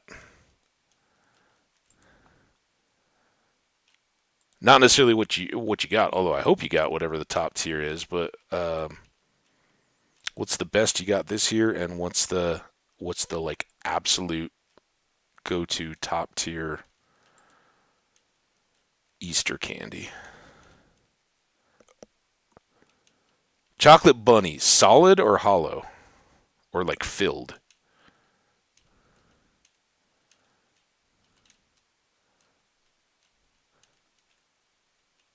I'm with you on the peeps, 100%. Um, Peeps are only good for pranking people by filling things with peeps. Solid milk or dark chocolate bunny. I don't know that I've ever had a Nestle Crunch bunny, but seriously, for like just a basic solid candy bar, Nestle Crunch, strong. I like that. Milk. All right. So I think in the Easter stuff, like I'm a big Reese's fan, be it cups or pieces or whatever, and the eggs are tough to beat, but they're so played out now. It's like, do we have to have Reese's everything all the time? Um, so I kind of don't even go there as Easter candy. I try to, like you said, is it a bunny? Is it the Cadbury eggs? I don't like just the regular like cream egg, but like I think they have a chocolate one that's pretty good. But for me, when I was a kid, and I still do, I like black licorice and jelly beans and all that kind of stuff. And so when jelly beans were a deal, it way that would be tough for me. I think even tougher that like my sister's family is all well, they were for a long time. They were all gluten free because my brother-in-law and nephew. My nephew's got the bigger issues, nut allergies, which he's kind of grown out of too. But the gluten was a big deal for all of them for a long time. But whey, that would be tough for me. Um, so not lactose, just whey. It's kind of cool, Reaper. Hmm. All right. Well, you know, question there is how much are you willing to tolerate? Knowing my sister's family and knowing like the nut allergies and stuff like that are seriously like, you get exposed, you're in the hospital, and you get too much, you could die. That kind of food allergy where it's like there's no margin. Two, it makes me have kind of a tummy ache, and so I do better if I don't eat, for instance, gluten. I don't mind almond milk too much. I'm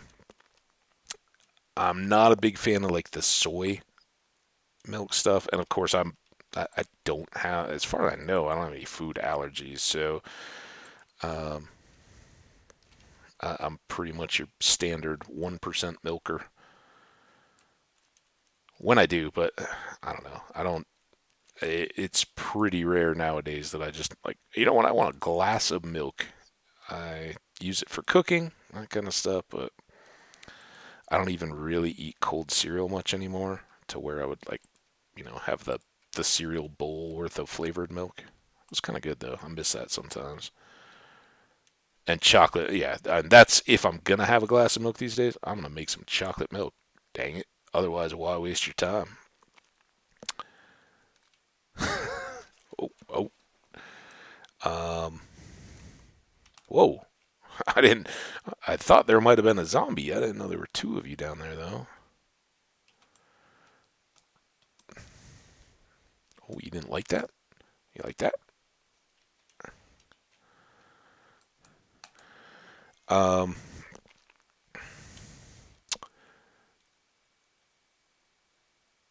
Reese's Piece is nice. I'm kind of catching up. I miss some of that stuff in and amongst the food allergy bit. But anyway, black jelly beans kind of got to be my deal in it. Easter, I think that's kind of like the unofficial jelly bean holiday.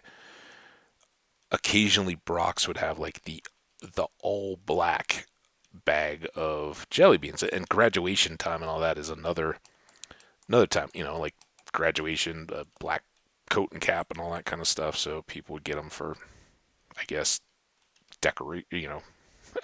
I get them for eating. Other people get them for like, oh, they got to match the party favors or whatever. I don't know. But yeah, black jelly beans are a good one at the Easter times. Um,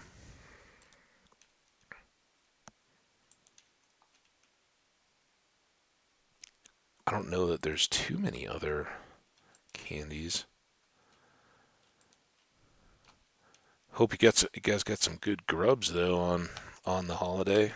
If you're into that kind of thing, I was gonna grill some salmon. It was gonna be awesome. Then it got all windy and I didn't. So I had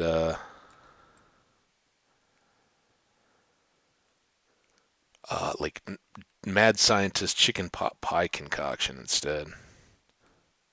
Extra bag of sweet peas, a bunch of chicken pot pie cooked up in the oven, some croissants added into it, kind of then put it all into a big like casserole thing.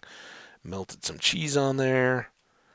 Good, but not very Eastery.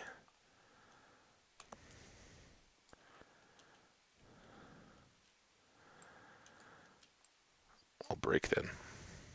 All right, now, would anybody believe I'm lost?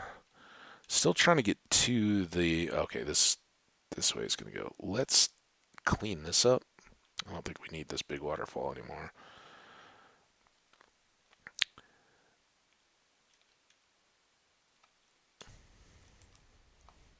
There we go.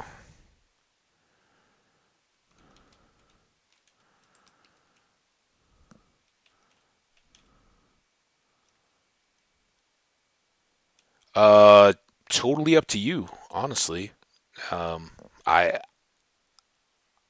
I'm firmly of the belief that when you load and play Minecraft, it's your world and play it the way that gives you the most enjoyment. Now, if you're like obviously SMPs are going to be set up the way they're going to be set up and whatever the rules of the server are, you got to play by.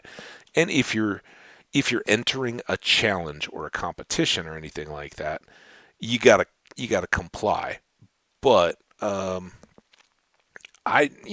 personally, I think if you're having fun with it and it doesn't ruin it. Now, if personally, I like vanilla. I always have. I don't see a whole lot of reason to start changing it because whoo, as soon as you start finding that, oh, I really like that mod, that's when like support for it goes away or something like that, and then it's gone. And all this time, Minecraft hasn't gotten away, and I still haven't gotten really bored. It would be a lie to say it. Sometimes I'm not like, all right, I'm gonna do something different, but I haven't really ever gotten tired of Minecraft, especially now that you get so many new updates coming out. Yeah, I can't wait to get the stairs built down through here. It's gonna be great. Now, we never finished getting all the way around this little lake. Let's start here. So no, I'm with Ant Reaper. I think um, give them a whirl. But to me, hardcore doesn't mean anything more than you're you're locked in at max difficulty and you only have the one life. So to me, I think personally, if I was saying like, oh, this is the way to get the most enjoyment out of it, or this is the way to get what I think is the most spirit of how they set it up, it's less cheaty to do that than to make a bunch of backups and go, oh, I'm playing hardcore, but I died, so I reloaded a save that I had from the day before, and so I could keep my world because I really like my buildings. That's the piece for me feels um, less in the spirit of hardcore than just having particularly mods that add a little bit of functionality. That's kind of a different thing. God armor. Yeah, that might be cheaty. I'm just saying. Not most things are cheaty, but definitely loading an old version. That's absolutely unacceptable. Ant, you're. I don't know how to say this other than just to say you're a terrible person for loading 114.2. Sorry, it's out there.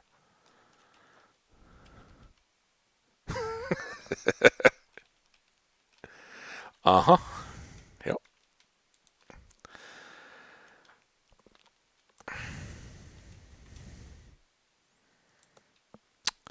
Yeah. No. So yeah. Back to the deal though. It is. I think that's why Minecraft stays so good. You can mod it, if you've got the skills, make the game completely what you want. But um, it was designed with the you can build stuff and not have mobs or monsters at all and play in creative, or you can have a variety of different difficulties because it makes the game more yours than um, one where you're just forced to play the way that developers imagine. So go for it, is what I say.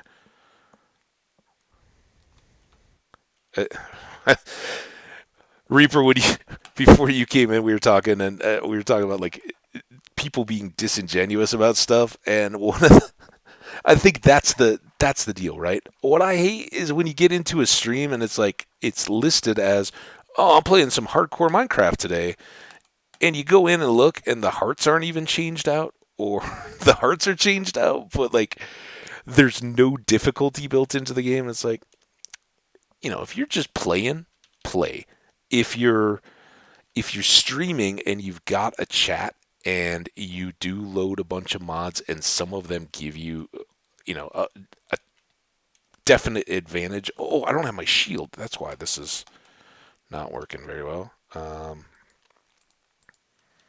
If you're advertising, hey, I've got a stream with hardcore Minecraft, and the mods that you have make it definitely less of a challenge than what vanilla would be, expect your chat to give you a healthy heap of grief for it.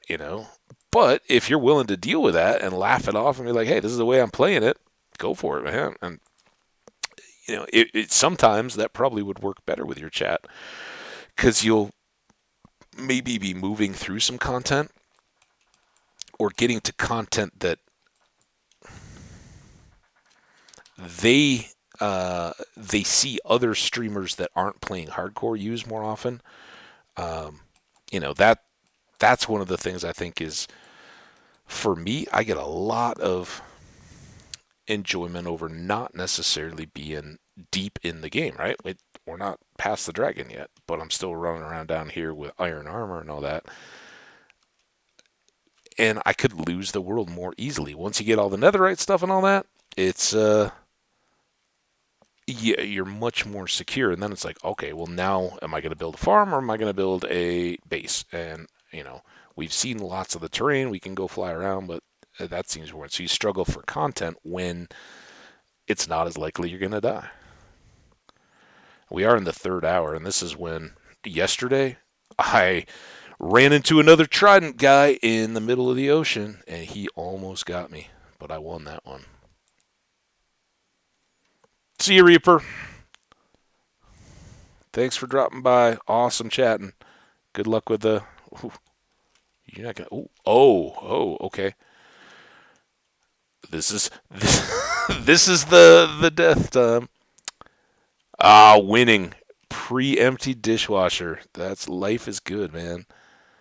Oh, I have no more torches.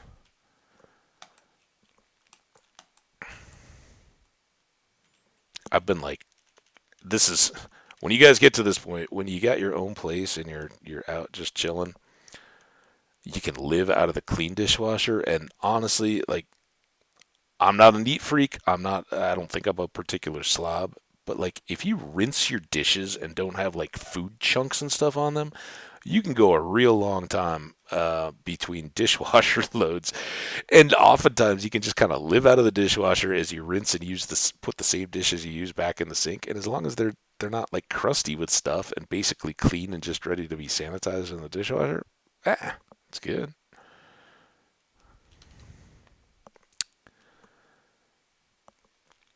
All right, so Reaper, I don't even know. Do you have content, Reaper? Are you or were you the one that was saying that you are not a um? It was Doxy, right? Sorry, the names are thin on the crew.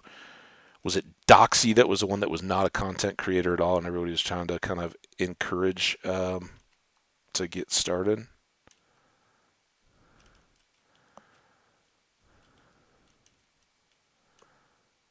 Okay, cool. Um, well, either you guys going tonight.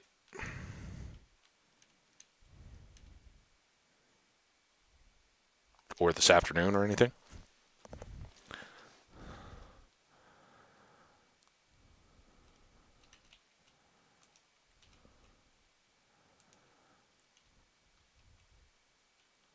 No, not tonight. Tomorrow. Okay, tomorrow I may be able to hang out a little bit. Tonight would have probably just been a lurk anyway, because I've got well, I'm gonna watch or listen to or otherwise enjoy remotely Colorado Avalanche game, but don't I haven't even looked that far ahead. I don't know if there's more. I could probably go look that up, could I? Sunday, Tuesday, Friday. Hold on. Tuesdays are pretty solid. Sundays and Tuesdays are kind of iffy just with my outside world schedule. But yeah, I don't even know if anybody's looked at my schedule. It's so off from anything that's consistent. But generally, as Ant knows, I try to get in kind of mid morning, sometime in the 10:30 to 12 Mountain Time, and then go till anywhere 2:30 to 4. Today's later, going up to 5 o'clock today, but it floats all over. And if I get busy or whatever, I don't get back to update it, and that's problematic, I'm sure. But I'm glad you guys dropped by. And Ant, thank you, man. I know you brought a few folks together, and it's been cool to hear you guys interact a little bit more. I really haven't done much with dialing in on Discord or anything like that and all that. Tuesday, Friday streams later at night, and Sundays earlier in the morning. Fair enough. Fair enough. Uh,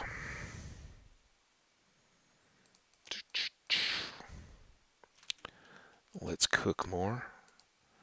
Our iron situation is doing very well now.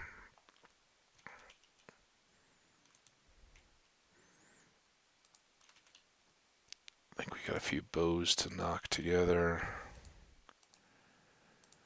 We've got a situation there. So I think, I don't know, it's a little sketchy yet to really work on that staircase. What I may do in any upcoming off stream time is to work on sandstone for an XP farm, and kind of leave more lighting for the next time. We'll go back down and do some more lighting right now till we wrap up, and then leave the stair building until after whatever the next stream is, when we get more complete lighting going down there, because that building is going to be nasty. Oh, right on. If you're going to be streaming, Reaper, I got about another half hour, 25 minutes or so. I may drop by, see what you got going. Yeah, Ant, dude, my my ability to view streams is even worse than my ability to commit to doing my own. Um, and weather makes a huge difference too. It's been so windy. I've been actually catching more streams when it's really nice. And I think this evening, after kind of in the little window between when I wrap up and when hockey kicks off, I'm gonna try to be outside because it's beautiful out right now. I love that, like 60s, low 70s, no wind, sunny, no mountain wildfires filling the air with smoke. So yeah.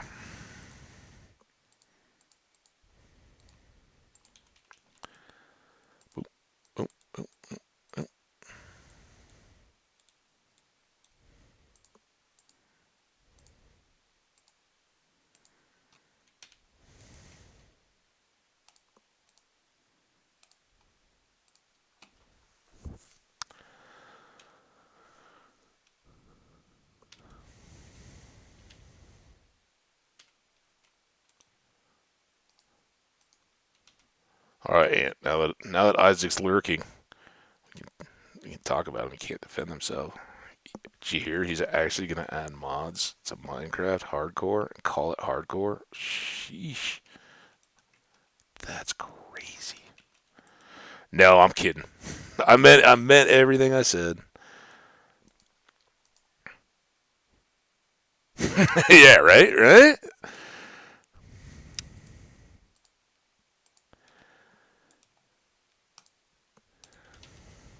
All right,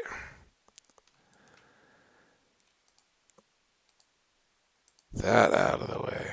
All right, let's go do one more adventure in that big open room. Let's grab a little more sand so we can make sure we can get down and back up again.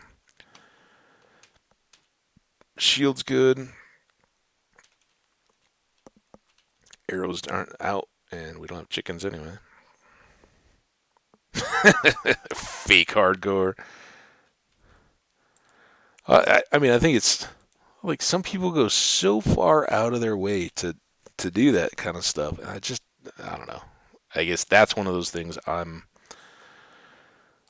um, less able to get anymore.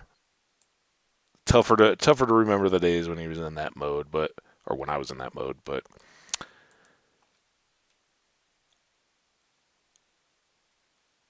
um, there's anybody who knows the game and all knows you can texture pack, right? So the little like hardcore hearts, if you really want to just convince people and not play hardcore, texture pack your hearts to make them look like hardcore hearts. Just play the game regular, and 95% of your audience will never notice, and you can play in normal survival and cruise through all the content. I find it's boring after having played as much hardcore. Um, the mobs just it's kind of like okay, yeah, I got you. You're good.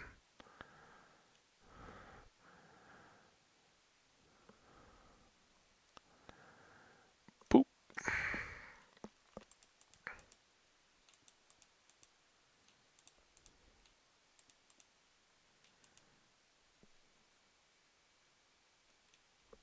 Yeah, I I I think there's a big place for it. I haven't ever played it, and more for me is I've never played multiplayer Minecraft. Going back to when my nephew was a kid, I'm like, oh, you should, I'll set up a server we can play together, and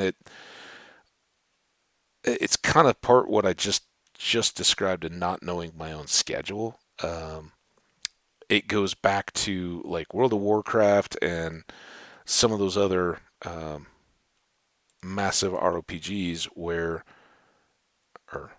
ORPGs, where you're doing raids and stuff like that. But if you can't commit for the whole time, or you get pulled away or something, you're letting everybody else down. And I think that's tough. And for me, for a lot of years, Minecraft is one of those things. It's kind of like what a lot of people do with school and work now, where you've got a stream or something going in the background. I could go down to diamond level and branch mine or work on a base or something like that while I was working, kind of listening to a call or whatever. One window on a muted Minecraft game and one on what I was doing. And certainly that can't happen all the time. Sometimes you got to be 100% working on what you're doing, but there's a lot of times when you're just listening or um, keeping up, and it's a great game for that. So for a lot of years, that was when I got my playing. I was like, there's no way I can play multiple, and the time, if you're going to play multiplayer, it makes more sense to play when everybody's playing together, and when you don't know times, and it starts keeping you from doing stuff. So that's why I've always, more than modded, why I've always kind of been like, oh yeah, vanilla. And when I'm just playing solo anyway, I'm down with vanilla. it still has lots of challenge. So that's been me. A really thick beard. I do have a beard. I actually just cut it down quite a bit. It was long in the pandemic. Someday, like I think I've talked that I need to fix a monitor situation to get a full PC instead of this laptop cranking. And when I can do that, then things like video and all that can start playing in. So I actually have the small programmable button deck, so you could do like the easy button slide, easy button mute mic, camera, camera on, all that. Um, but from the laptop, not having a camera and all that, never bothered to set it up. So I was actually, after this whole tax thing, I kind of thought if the tax thing had gone well, I might have made this a shopping day and gone and tried to get a monitor to see if that would fix my problem, and then spend some time PCing. But instead, I was like, no, I'm just gonna stream.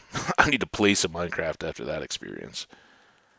But yeah, someday maybe there will be a face reveal. I ain't shy.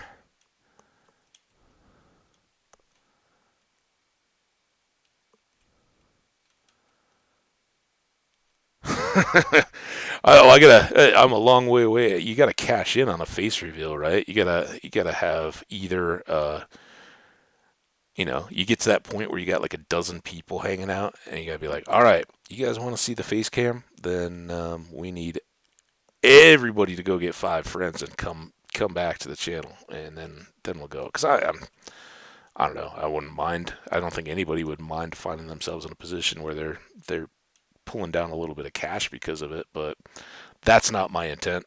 Uh, but it would be cool to turn it into something where you bring new faces in and get to hang out that way.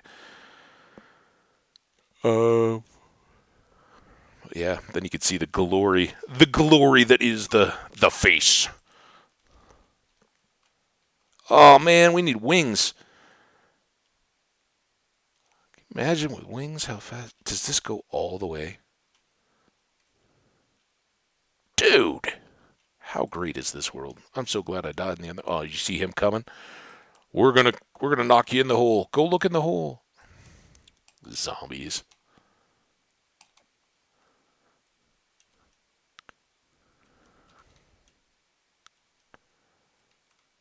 Huh. Well, I don't know if it's wise or old or what. I know how unlikely it is for anybody to really make any money off this. And um, if you go all out to just try to cash in on stuff, people are, oh, now we got a little dude. 2 little dudes? Okay, where's the water?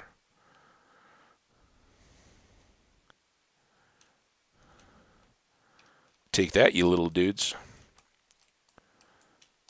If only fills up. Oh,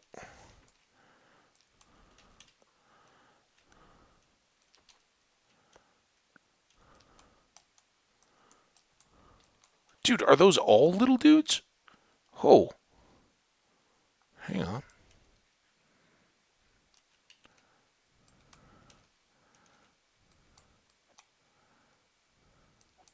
How many of you are little and how many of you are big? You're little, I think, or are you just deep?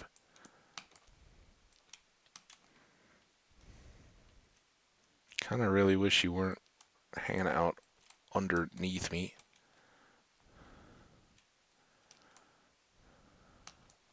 Who? Oh, he went drowned? Okay, that's cool. I don't know if he gets new health for being drowned.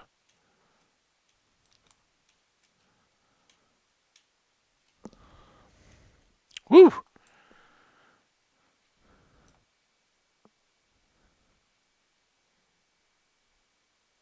Well, that's easy to say. I mean, it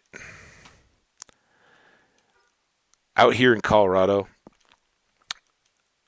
one of the dream jobs is working at the mountains, right? At ski resorts, because everybody moves to Colorado because they love to ski and they want to be there. And oh, free pass! I want to live in the mountains, and work at a ski resort so I can ski on my lunch break and all every day I'm there. And what you learn out really fast is that's what everybody wants to do. So there's very little money in it. It's you're then eating, you know, cans of spam on a nice day and lots of ramen because you can't make enough money for groceries and you got to have a second job and you don't get to ski that much anyway because you can't afford to put gas in your car. That kind of stuff, right? Um, so you're not gonna make it and make any money. And I would love to I'd love to have 500, 600 viewers on my channel at a time and have subscribers and play into all that as well. And I think you've got to have the right attitude if you ever want to have a chance of making it work. But um, I think people also know that there's plenty of that out there. So growing a channel that has you and your content and um, you know what you want to do, and it may change over time, but it's not changing week to week to week. You're still your same you, and to do it.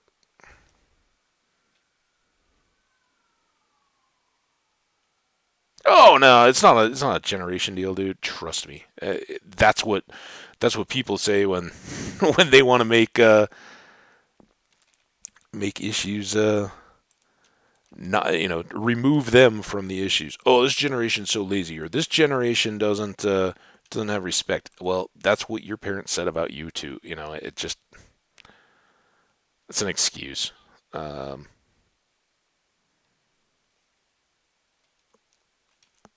every generation of like teens and 20-year-olds is has a degree of self entitlement, right? The world is now yours. You're a part of it, and your voice is going to be heard. It's just different now because you and I are identical when it comes to being online, right? We both are a voice, and it can make of it what we want. Um, and so you don't have a wait as you work through a job and that kind of stuff to get to. I'm scared. Where's my clip in your channel? I hope it's a good hilarious clip, or is it me making fun of Reaper? You gonna show it to Reaper, get him all mad? See, this is the kind of stuff I don't know. Um, would that be on me? You, you gotta help me, man. Remember, I'm old. I'm old. I don't understand all this fancy social media tech stuff, the interwebs. You'll see. Uh-oh.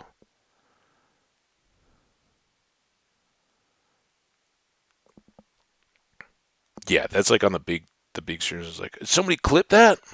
What do we got? Okay, well, I don't see anything in like notifications that I've been clipped. Let me look in yours.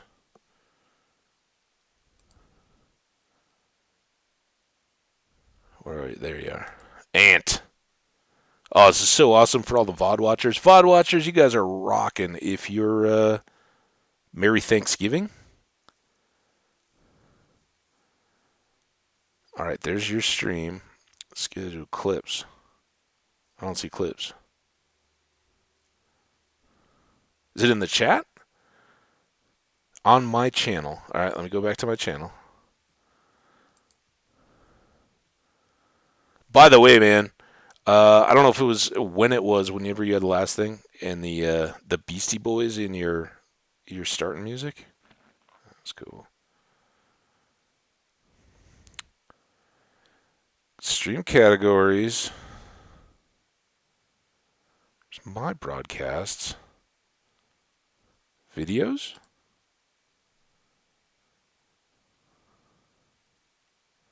Popular clips. Ooh. Oh. Oh, I don't have any audio. Let's hear.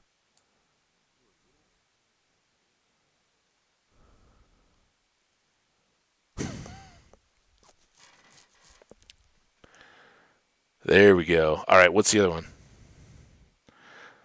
So are you showing me how if I title my clips enticingly, people will come? Some women be like, people are gonna come to rage tweet me. All right, what's the 30 seconder?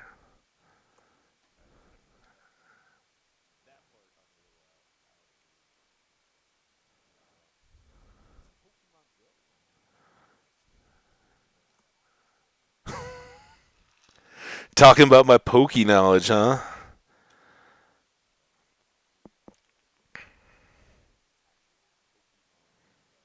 I feel so appreciated, Ant. You have no idea. I've now got clips of myself.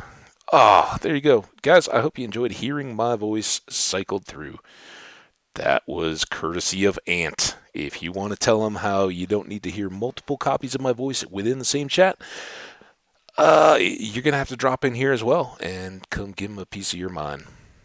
There you go, Ant. Or go to Ant's chat and tell him. But now, since I'm calling him Ant, because now I feel like we're, on that level, you're going to have to come in here to even find out what his name is. There you go. Or watch old VODs. Yeah, exactly, right? First, they're going to have to come here to find out who you really are, and then, or watch all my old VODs, and be sure to like and comment if you're watching them on YouTube. If you're on Twitch, then go ahead and hit that follow button so you'll know when I'm live, so you can come in, see Ant personally, and then find out when he likes to stream so that you can yell at all of us. It'll be awesome. There'll be a whole lot of hate, rage, and Ant and I are both going to get rich because you guys won't be able to stay away. It'll be like the Howard Stern, right? Like, 100 million people tune in because they love him, and 500 million tune in because they hate him and want to see what he's going to say next. There you go. I think we got it planned out. We're all going to be rich. It's going to be awesome. Dude, look at that. You brought more people back in, too. You're awesome, man. Thanks, man. And it's cool. I don't know your community very well, but it's pretty cool. I haven't gotten to see a few of them interact, so thanks for bringing. Oh man, dude, I'm getting into the whole thanks because I pitched the comeback and hate us, and I didn't even get. Let's go up to the base, get wrapped up there after I get this iron because it's hardcore, not modded, no duping. We go get our iron and coal.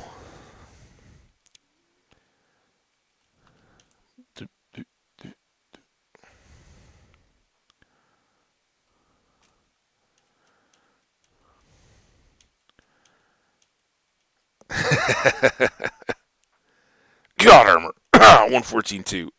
Ant. Cheater. Filthy. I don't know what you're talking about. Ant, you're awesome, man. All those guests. Filthy cheater. Bringing in cheaters.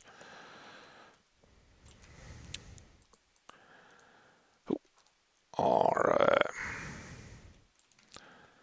Carrot. Flesh.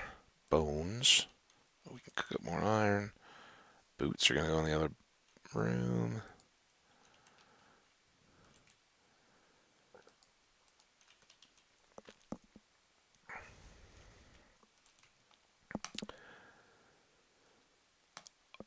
All right. Well, Ant, my friend, all the VOD viewers, you guys are awesome and you know who you are. Thank you all so much in advance. And remember, like we just joked about, come on by.